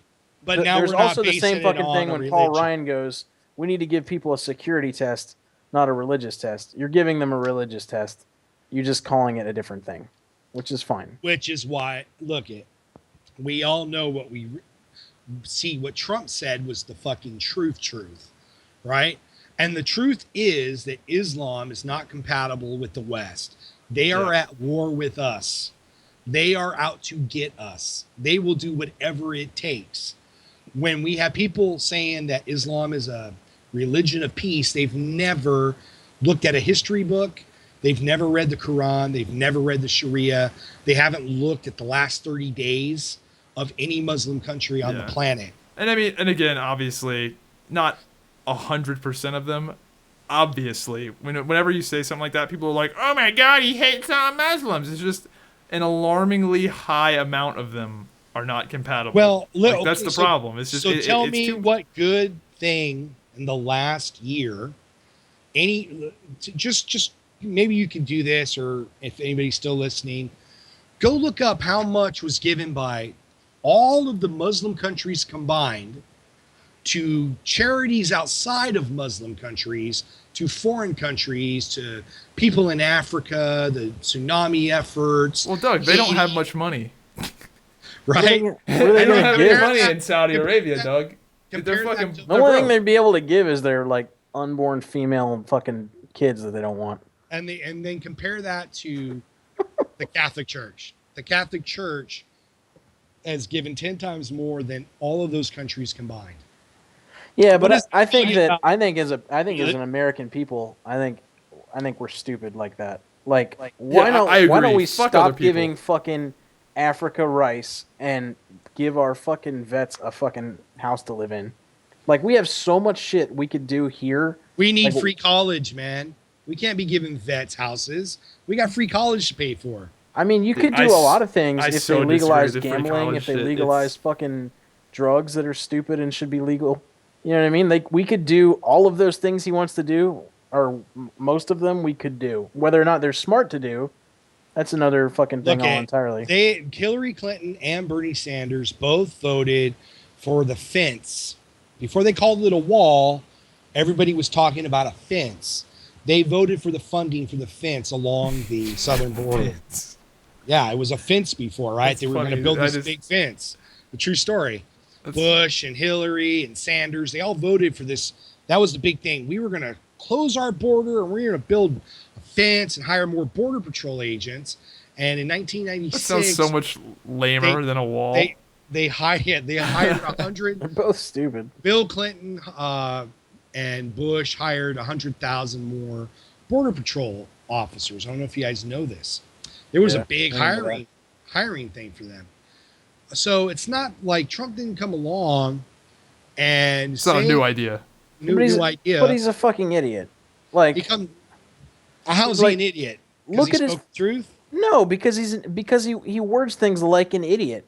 Like, after the Orlando shooting, appreciate the congrats, but I don't want to be right. I want action. Well, because people were spamming him. You were right on his Twitter, and he responded on Twitter, "Hey, thanks for the congrats, like an idiot. But I don't want to be right. I want to fix the problem." I get what you're saying.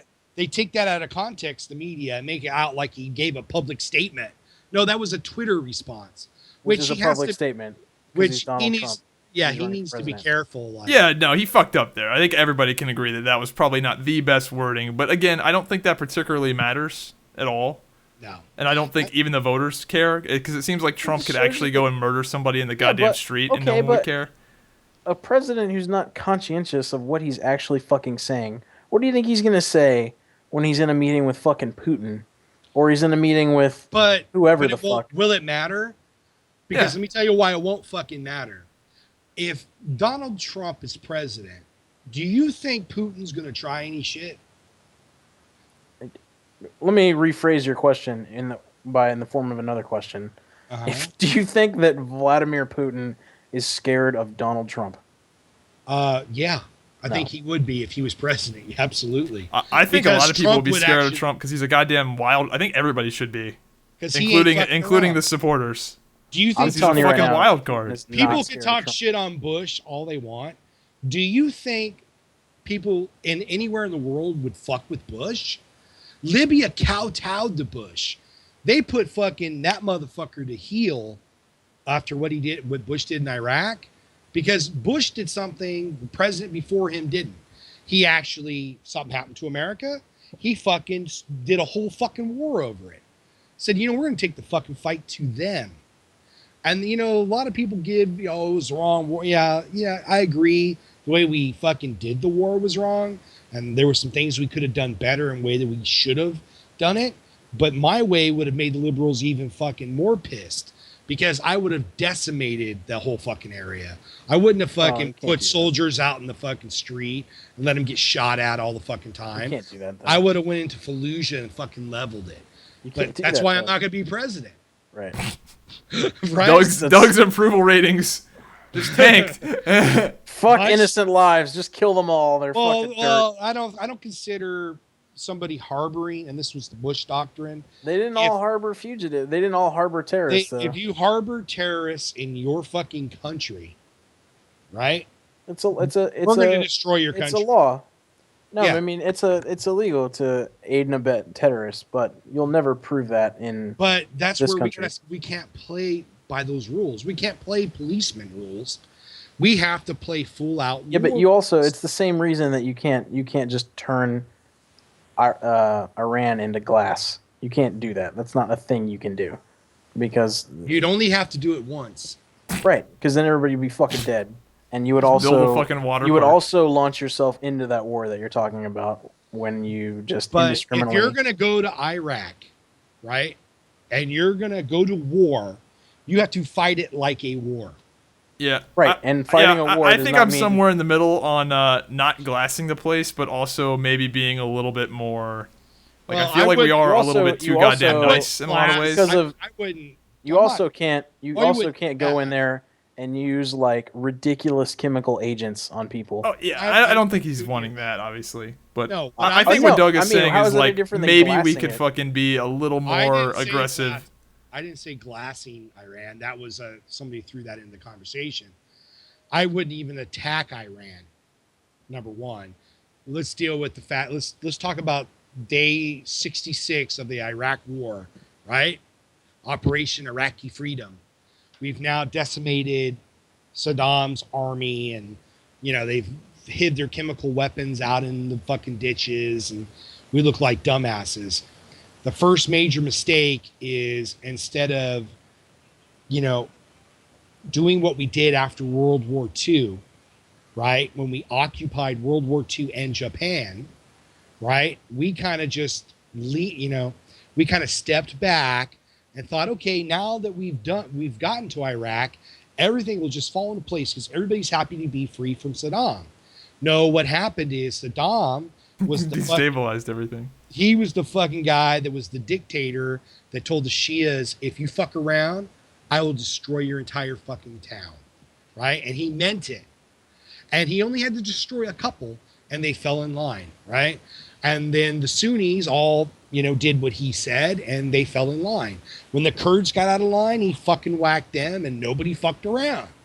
So when we took that dictator out, we need to reinstall a military-led dictatorship and had a 5-year plan that MacArthur and Marshall, General Marshall, had for Japan, right? And there were still some uprisings in Japan and stuff like that. What But you're on describing is basically what they do when they support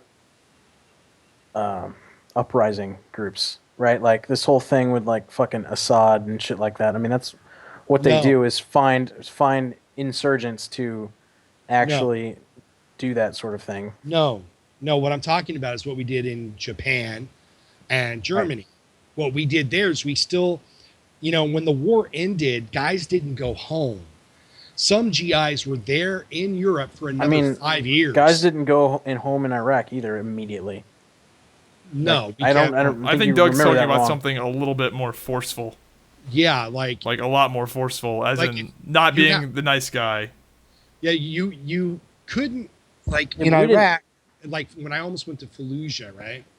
So it's funny because in Fallujah, they basically left the town on its own. They had limited, like, security forces there, and some army guys, and they hung them from the posts, right? They hung them by their feet with their throats cut and then lit them on fire, okay, on the gates coming into Fallujah. You might be too young to know that, but that's what they did. How old do you think I am? I have no idea. Do you remember that? 33. Okay. So you remember that? Yeah. In Fallujah? And then the Marines finally came into Fallujah and took it back. And when the Marines came into Fallujah, they did a full assault on Fallujah and took the entire city. And they purged the entire city out. And so what we should have done is left those Marines right there, that full force. What they would do is they would go, just like in Vietnam, they'd go with this overwhelming force and leave minimal patrols. Fuck that. Full force, 100, 200,000 men in Iraq for the next 5 years. Fucking troops on every fucking corner. Fucking lock. The whole fucking country is the green zone, not just the fucking green zone. And we bring security and safety for a good year or two before we even have any kind of elections. They were having elections within 3 months, right? And they were bombing the election stations because we didn't have enough troops there. So what I'm talking about is not glassing down a place. No, you come in with full force, you stay, and you occupy, and you bring structure, you build a real army over the course of 2 years, a real army. And then they take over the same way that you did it. Then you write the new constitution. And if you go back and you look at World War II in Japan, in Germany, Allied troops left Germany about 10 years later, the last troops left. And in Japan, it was 7 years later. So go back and look at history. It wasn't like they came in, we won. They're like, okay, everything's great now, right? See ya. Yeah. We're leaving like 20 guys. I mean, that's not really what happens. I'm not like a military scholar by any means, but it does seem like we do a lot of like tiptoeing and half measures. When it seems like in a lot of ways we could just go in, kick a lot of ass, and then less asses would need to be kicked in the future. Well, I mean, if you go back and look at Japan, my grandfather served in World War II in Korea. And he was in Okinawa for 2 years after the war. We had troops in Okinawa, in Tokyo, in all the major cities, like full fucking divisions still in the country. And if shit got out of hand, they just come in and handle it. And a couple times there was some insurgency. And they had the troops and the force there to shut it down. Right? And that's what we should have done. You had MacArthur was there. Physically there for 5 years, right? Well, I think a lot of it's just political. Like that's all it is. They don't want to. Yeah, people want to fucking tiptoe and. No, they had this idea. They want to be the nice guy when you can't always be the nice guy. You know what fucked us, right? And I was the first Gulf War, Desert Storm. We went in and fucked up the Iraqi army, and everything was great. It was such an easy war. I think we lost 172 soldiers in the war, and everything was great. Easy, right? And so when we went back again, that's what people were expecting. So the Bush administration said, okay, everybody's happy, right? They're cheering. Great. All right, give them back their country. We don't want to be the assholes. And then we pull out our troops.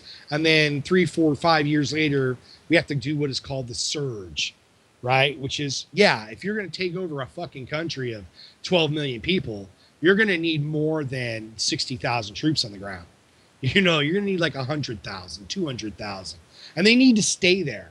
And they got to stay there for a long time. They got to lock the place down. That's not what we did. And so that was the big problem with Iraq. But the first problem is, why did we go to Iraq anyway? And people forget, when they're bad-mouthing Bush, we gave Saddam 7 months. So like all you had to do was let the inspectors in, check the shit, he wouldn't let the inspectors in. And this went on. Then we gave him a deadline. If by February such and such, you don't let the inspectors in, we're going to attack you. Clinton voted for four. The only person that didn't vote for the use of force was Bernie Sanders and 4 other members of Congress. Yeah, but Bush also had incredible intelligence that they had WMDs. Like, he had that intelligence. We wouldn't have done that if they just don't let us inspect it. You know what I mean? Like, we would have done probably sanctions or other things, but in his mind, there were WMDs there that he had to root out. I agree. Right. And you can get that. I mean, that's in his book. I read his book. Well, my cousin was there when they killed Hussein. He was part of that. In the basement of that house they were in, they had $2 billion in U.S. currency. $2 billion. That's on pallets. I wonder how many. That's got to be a massive just amount of money. I wonder how much $2 billion even weighs, because a billion of anything is a fucking lot, even if it's hundreds. Oh, I used to work in that industry, right? So. Oh yeah, that's right. You did. You were armored car driver. Yeah, I was a right? master trainer for like one of the big companies. So, yeah, $2 billion is a lot. It was like 6 or 7 pallets of cash just stacked, right? That was crazy. There was a lot of things going on in Iraq. The same cousin also helped dig up or find the cache of the chemical weapon mortars they found. They always say we didn't find weapons of mass destruction. We did. But their claim is, oh, that shit was old. It wouldn't have worked. It was buried in the sand. And it wasn't just a little bit. It was 675 of armed warheads. I don't know. So with stuff. So dollar bill, assuming they were $100 bills, a dollar bill is 0.0043 inches thick, right? So 0.0043, and then if there were $2 billion, I'm just doing some math. You can see the pictures online. I know. I'm just saying. I'm just doing. I'm just curious in my own brain. That's a lot of goddamn money. That's 8.6 million inches thick of bills, divided by 12 feet, is 716,000 feet high of bills. So. Well, that's assuming you stack them all. Fucking. Right, but if you have a pallet, how thick? How big is it? How big is? Go look at the pictures online. Pallet. There's pictures of it. 40 by 48. That would be a lot of motherfucking. And also, they weigh 1 gram. So if a dollar bill weighs 1 gram, I'm not saying you're wrong. I'm just doing this fucking. That's 2 billion grams. And let's see. Here you go. There are 453 grams in a pound. You got a picture of it? I'm trying to find it. I'm just curious to see what do you fuck. That is 4.4 million pounds of money. This is $40 billion.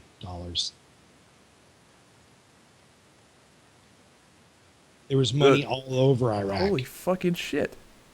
Yeah. Yeah, there had to be a lot more. They have a fucking.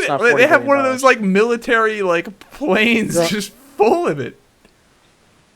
Yeah, the most that's a lot more than $40 billion. That's the most I ever had in my possession when I did that old job when I actually worked on the trucks was 240 million. Right? Oh wow. And that filled one truck. Right? So, I guess it's smaller than I thought it would be. Yeah, that's a quarter of $1 billion though. That's not $40 billion. No, not just those two stacks. Well, they said that you said Saddam had $2 billion, right? Mm-hmm. Well, that's plausible. That's not his $2 billion sons though. That what you're looking at right there is not even. That's probably 250 million, maybe. No, that's more than that. No, what I'm you're just looking saying. at that picture I gave you. Well, I mean, Doug would know. I mean, he drove an armored truck. Yeah. With full of money. I feel like he's probably the expert. That's about what can fit an armored truck right there, like a standard size truck. It's about 250 million. Well, no, that's a little bit more than that. I'm gonna go with Doug. I feel like he's got more experience. How much I just. Well, how that's thick money is and right how much there, it weighs. Right there, that's 2 pallets. Right. Right. So they had 6 or 7 pallets stacked to the ceiling of cash. in No, this I got place were that. found. I'm not debating the amount of money or anything like that. I'm just saying No, that but that was just that's a lot one of fucking location. pallets. That was just one location. Like that article says, they found over 40 billion.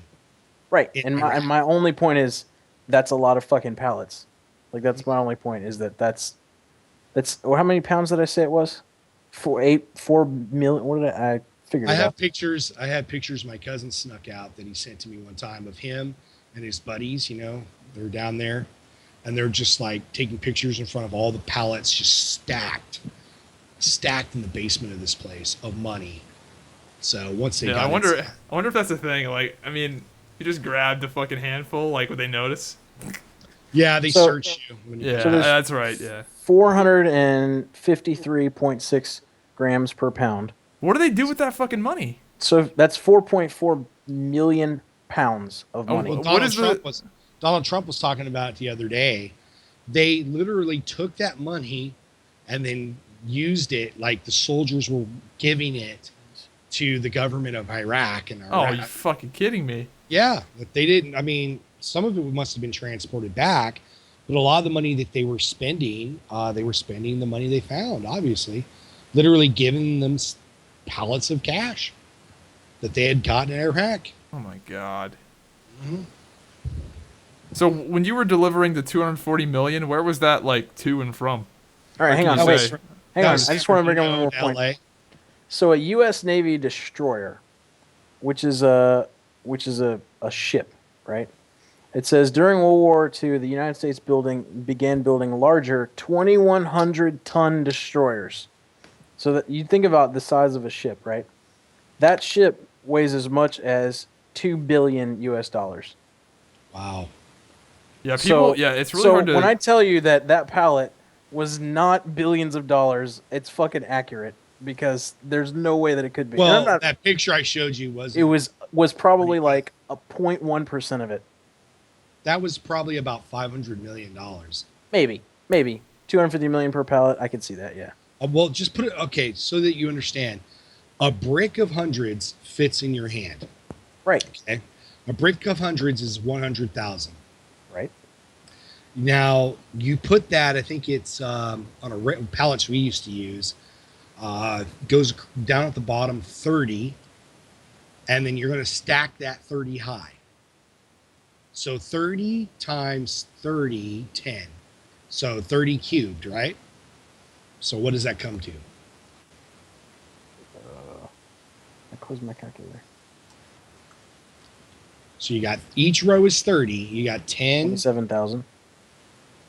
27,000. 30 Or times 30 27. times 30. Each brick, each small brick is $100,000. So each row is 3 million. Stacked 30 high, 3 times 30 would be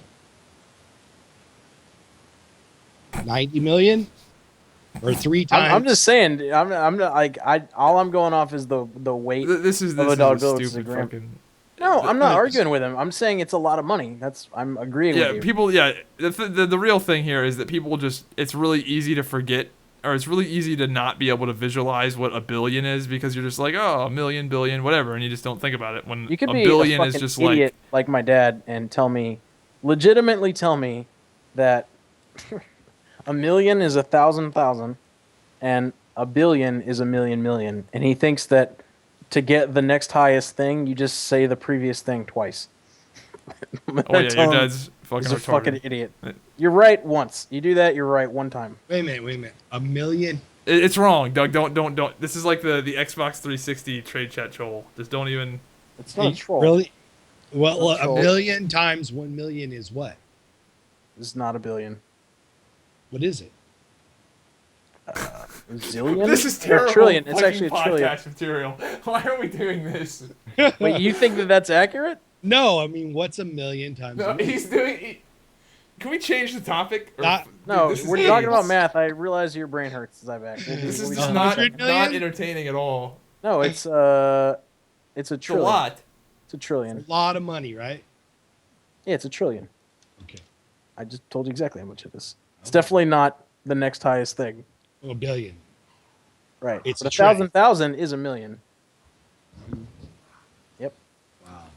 People in general have a hard time conceptualizing numbers like that. Yeah, Like when you say I think somebody's a it really billionaire, gets skewed when you go from millions to billions. I think people can visualize a million, but people don't get billion. Like 1,000 million, like they just fucking they can't do it.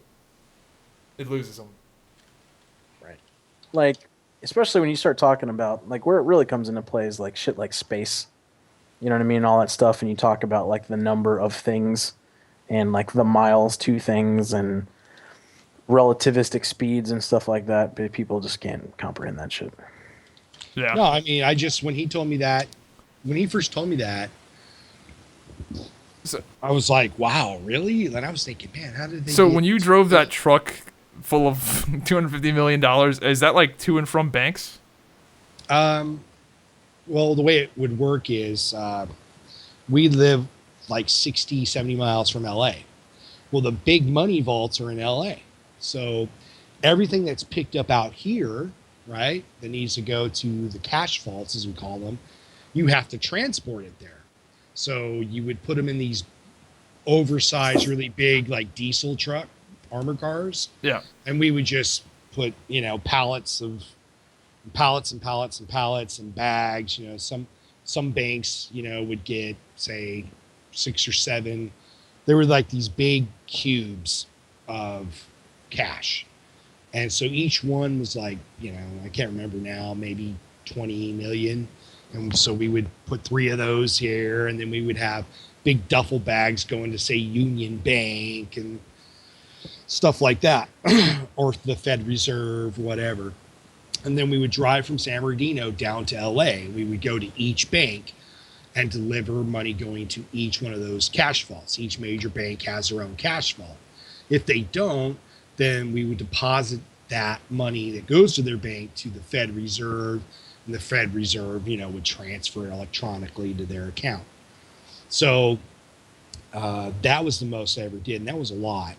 So there was so much money, I had to sit in the front on top of what we called body bags. They're like 6 feet long, plastic money bags, right? And we called them body bags. And so we stacked those, and we had 0 room in this truck. So there's 3 of us. The third guy drove with a supervisor because it was an oversized load, with a shotgun in a regular like patrol car. And then I sat in the front with the driver on top of money bags, so I couldn't sit in the seat anymore, and he could barely drive. And we drove that to our first stop, which was Bank of America, where most of it was going. And then I could finally, sit in the seat. Then we went to like Union Bank, It took us, we didn't come home till 3 o'clock in the morning. We left at 6, drove in LA traffic all the way there. So how, like, do you have like backup around you, or like how does that work? Like, no, is it just you? Just you. Just you. That seems crazy. Like you'd think with 250 million, right? That was the funniest thing when I went to work there. The very first day, I'm thinking, when we go out in this truck, do they start you off small, or is it just like boom? Well, you start off your first, back in those days before like train. That's how I got into training. They had no training. So literally, because I went to the police academy and had all this military experience stuff, they were like, okay, yeah, you're hired. Here's $250 million in a truck. Here's your gun. I go, you got a holster? They give me an old 38 and 12 bullets. Some guy happened to have a spare holster, gave me a spare holster, my uniform. My first day I showed up for work. The very next day with this gun, I had my own gun belt at home, and I put this old ass gun on and stuff. And I put my Beretta in my lunchbox, right? And that's what everybody did because we had to carry the company's gun, and nobody wanted to carry an old ass 38, So my first day, they're like, okay, you're going on that truck. You're going to be his driver. Do what he tells you. He's going to yell at you through the bulkhead because there's a bulletproof bulkhead between us. I drive, he's in the back. And I'm thinking, we must pick up like 50 or 60,000. He goes, okay, go there and get the coin. So I go over and there's this big ass fucking cart, 2 carts of fucking coins, boxes of coin stacked up. I'm like, that's mine? He goes, and they were laughing at me like, yeah, that much. And they helped me. At least they were nice enough the first day. They wheeled it out to my truck. They showed me how to stack it. That took me 30 minutes to stack 300 boxes of coin. And Are these like quarters? Like quarters, pennies, nickels, Jesus. It's a lot of. it's fucking, the shit's heavy. And the first thing is, you ever had to pick up, like 15 pounds with one hand of cardboard? The cardboard burns. I'm like, it's uncomfortable. My mouth is like, ugh, like, and I can feel it on my fingers still. And the first day, when you're first doing it, you have to use two hands. It's very heavy. You build the strength in your hands over time. So I loaded this up. I'm sweaty, filthy, dirty. And then he's coming in with the money. And this guy, they call him the messenger. He's yelling at me, cussing at me because the way I stacked the coin, he couldn't get the money in. And I look at his two cards, and he's wheeled out $6-7 million of money. And the reason I know that it was that much on the first day is after I helped him, he told me, I would throw it up to him into the truck and he would stack it. And we went all the way to the front of the back, the back part where he's at, and barely any room for him. And I'm like, it's my first day, and I know I probably shouldn't ask, but how much money is that? He goes, he looks at his vault, it's 7.5 million. And I'm like, what the fuck? $7 million. Trusting, very trusting over there. Yeah, I'm like, what the fuck? It's my first day, and I'm like, oh my God. I didn't know these trucks had that much money. And so I get in the truck, we drive out to, I got the driving trainers with me, the supervisors, and teach me how to drive this thing on the job. And we go out there, and we're out there fucking 11 hours because I'm slow. And we go to and sure enough, that he'd go in, take money into banks or whatever. And he'd come back, and we'd go to all the different places, Super Cuts, a McDonald's here, a newspaper play, whatever. And we made like, 80 different stops that day. We came back. I said, okay, so we took out 7 million. How much did we bring back? He goes, fuck, I don't know.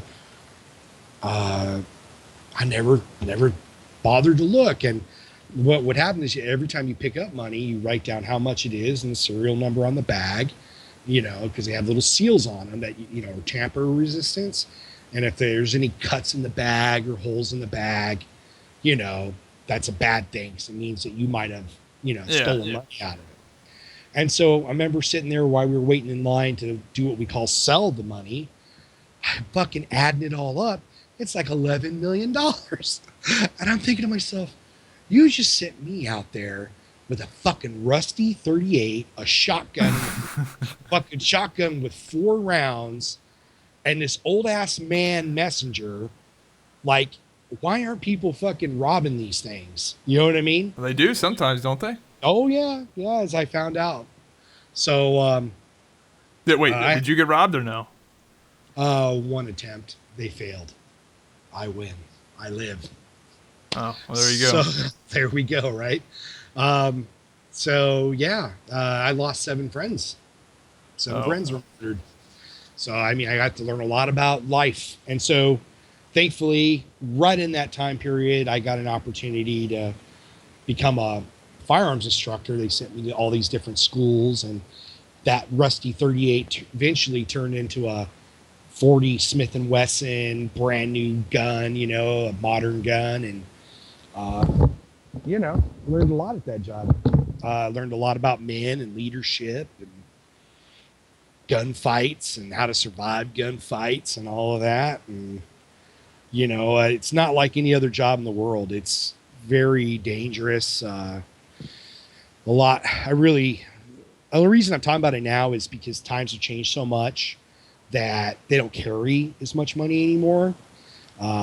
Things have changed a whole lot. Like, just probably. When was this? When did you do this in like the 90s or something? Yeah, in the 90s. So nowadays, I don't think businesses definitely do as much cash. Well, everything's credit now, right? Everything's credit. So we used to have they used to have these things called lucky stores.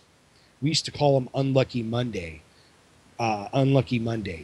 And the reason we called them that is our competitor, when they had Lucky, we ended up getting it from getting the contract from them. They lost 19 people over the years on Monday at these stores. And the reason for that is they wouldn't have a pickup over the weekend. So on Monday, the messenger would be taking out 2 coal bags full of money. And it's a lot of money, right? And the bad guys would just be waiting outside, and they would pop the guy in the head and take the bags. And it would always happen on a Monday because the guys that would do this knew that Monday they're going to have a lot of money. So when we took over, the first thing we said is you have to, part of our contracts, they had to get picked up on the weekends as well. They had to have at least one pickup over the weekend because it was crazy to do that like on a rigid schedule like that. It's fucking retarded.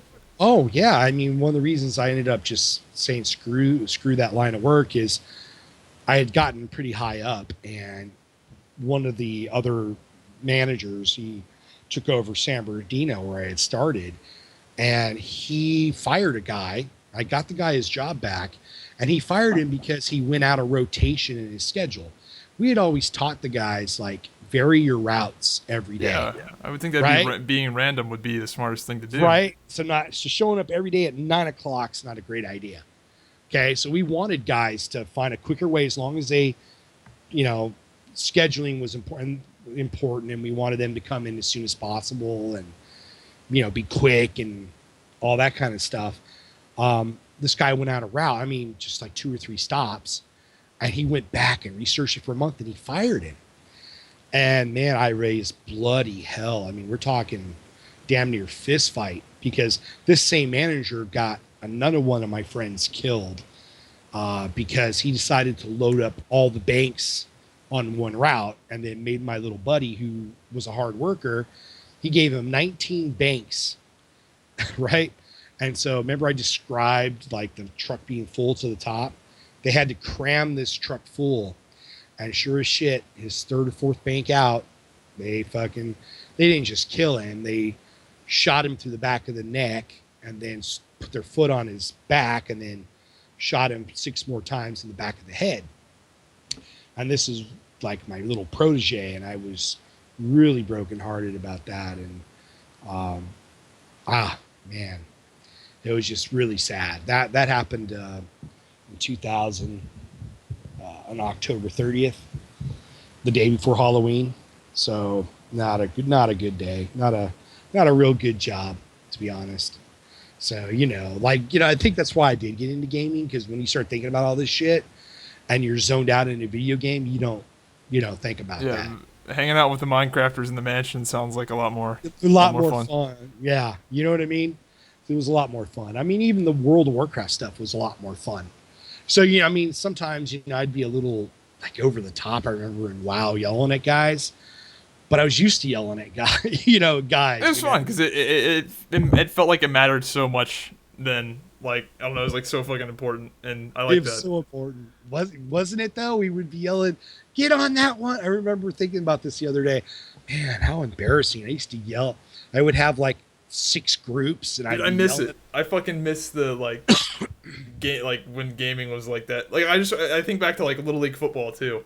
Like when I was like 12 or 13, I was like a really good football player.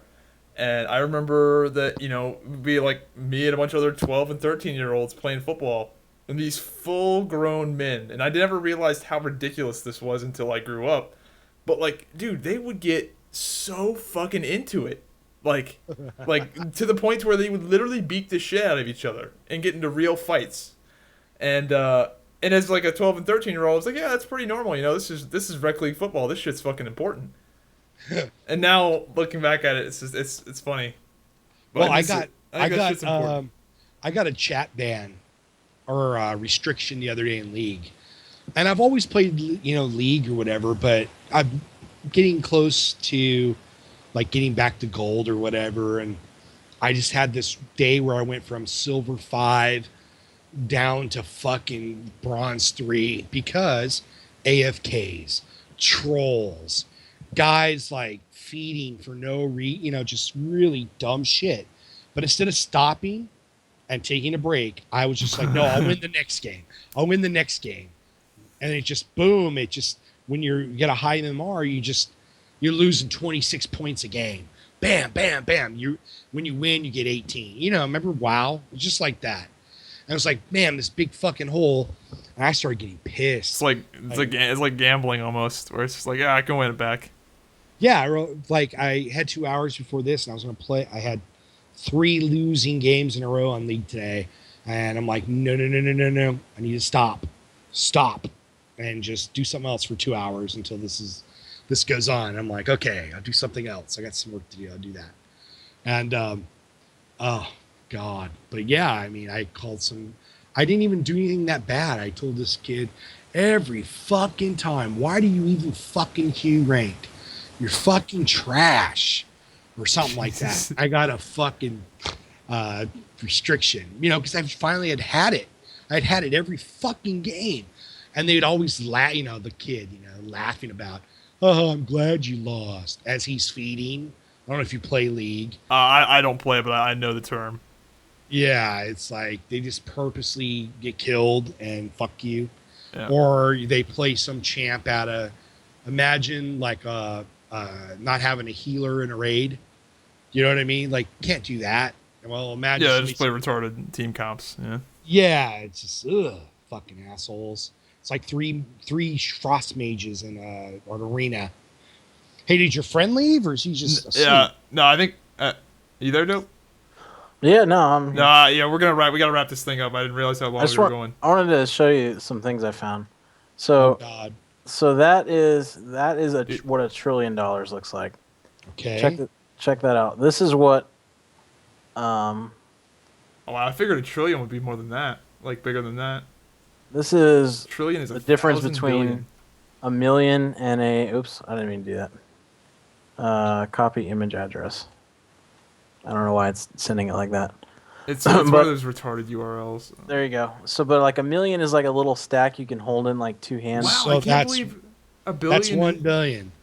$1 billion, yeah, and $1 billion is that tiny. Huh? I said I can't believe that's that tiny. What, $1 million? No, $1 billion. Oh, yeah, it's 12 pallets, according to this thing. It's 12. Well, that's completely plausible that they had $2 billion in a basement. Yeah, maybe. Well, it's a fact. You just. Oh no! I'm saying like yeah. I can't believe that. Did you think that was a fact? I mean, it's. I just can't believe that $1 billion is that tiny. In that one I figured picture, $1 billion would be. That's like the size of an SUV, basically. No. Maybe a little bigger. No. Those pallets are stacked pretty fucking high. But I mean, still, it's a lot. But look at the big difference is going from the million to the billion to the trillion. Like, you see how long that shit is? Yeah. And just think, like, the U.S. debt is 17 times that, which is like fucking ridiculous. Because like how many pallets is that, dude? I don't even fucking know. Like, well, I was looking at conspiracy. There's some guys on our network to do this conspiracy stuff, and I found out recently that their shit has to be bullshit, because they said that the what's that big Jewish family that supposedly controls the world? Rothschilds or whatever. The Rothschilds, right? The Zybaks.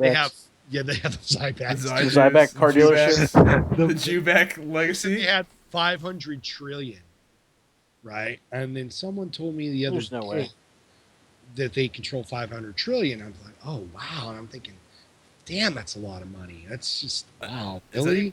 I don't even know if that exists. But then somebody said the other day, in all the world, there's only 80 trillion or something like that. That sounds more. The U.S. GDP is 16.7 trillion in 2013. So that's what fucking like 500 divided by 17. That's 29 times the fucking GDP of the U.S. I don't think so. Yeah, so that couldn't have been true. But I mean, they had this whole video about it, the Rothschilds, and I'm like, really? They have that? There's no way. I was thinking the same thing. Like, no way. They have 500 trillion. They could just pay off everybody's debt. Like, what's the problem? But they wouldn't do that because they're Zybaks. That's actually 500 trillion is actually the amount of Zimbabwe dollars it takes to equal. Yeah, really. So what's the last picture you link? Another billion? I just can't. I can't believe a billion is that tiny. The last picture is an actual pallet of $1 billion. Yeah, well, the pictures that they sent that they have, go look that up. If you spell their names right, which I was trying to, I couldn't spell them right. His two sons, when they were captured, they had $2 billion. Yeah, I'm sure they did. I mean, I don't know how much of that is fucking bigger than counterfeit. That, but I mean, that is a lot of money still. How much of it's fucking counterfeit? Who knows?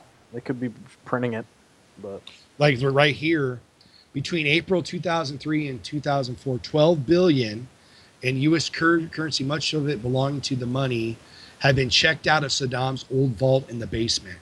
So it was 12 billion, not 2 billion. My bad. Another shipment, this one, another thing had a 750 million. Wow. It's a lot. Yeah. All right. Well. Wow. I think we might need to wrap it up. We've been going I didn't realize how long we've been going. Oh, so where do these things go? Like, I'm not going to listen, but do you put them on your YouTube channel as a Dillimabob? I put them on my YouTube channel as just an audio file, and people listen to them. I put them on iTunes, SoundCloud, various podcasting places. But yeah, I think it's split up. The viewership is split up, but about 3,000 to 4,000 people listen to it roughly.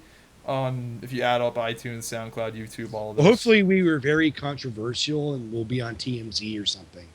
No, I think it was a good show. I liked it. I think people will dig it. The only thing I think that maybe people won't appreciate as much of the reminiscing, but those people can fuck themselves, because I was curious what you were up to, and looking back on old times is good.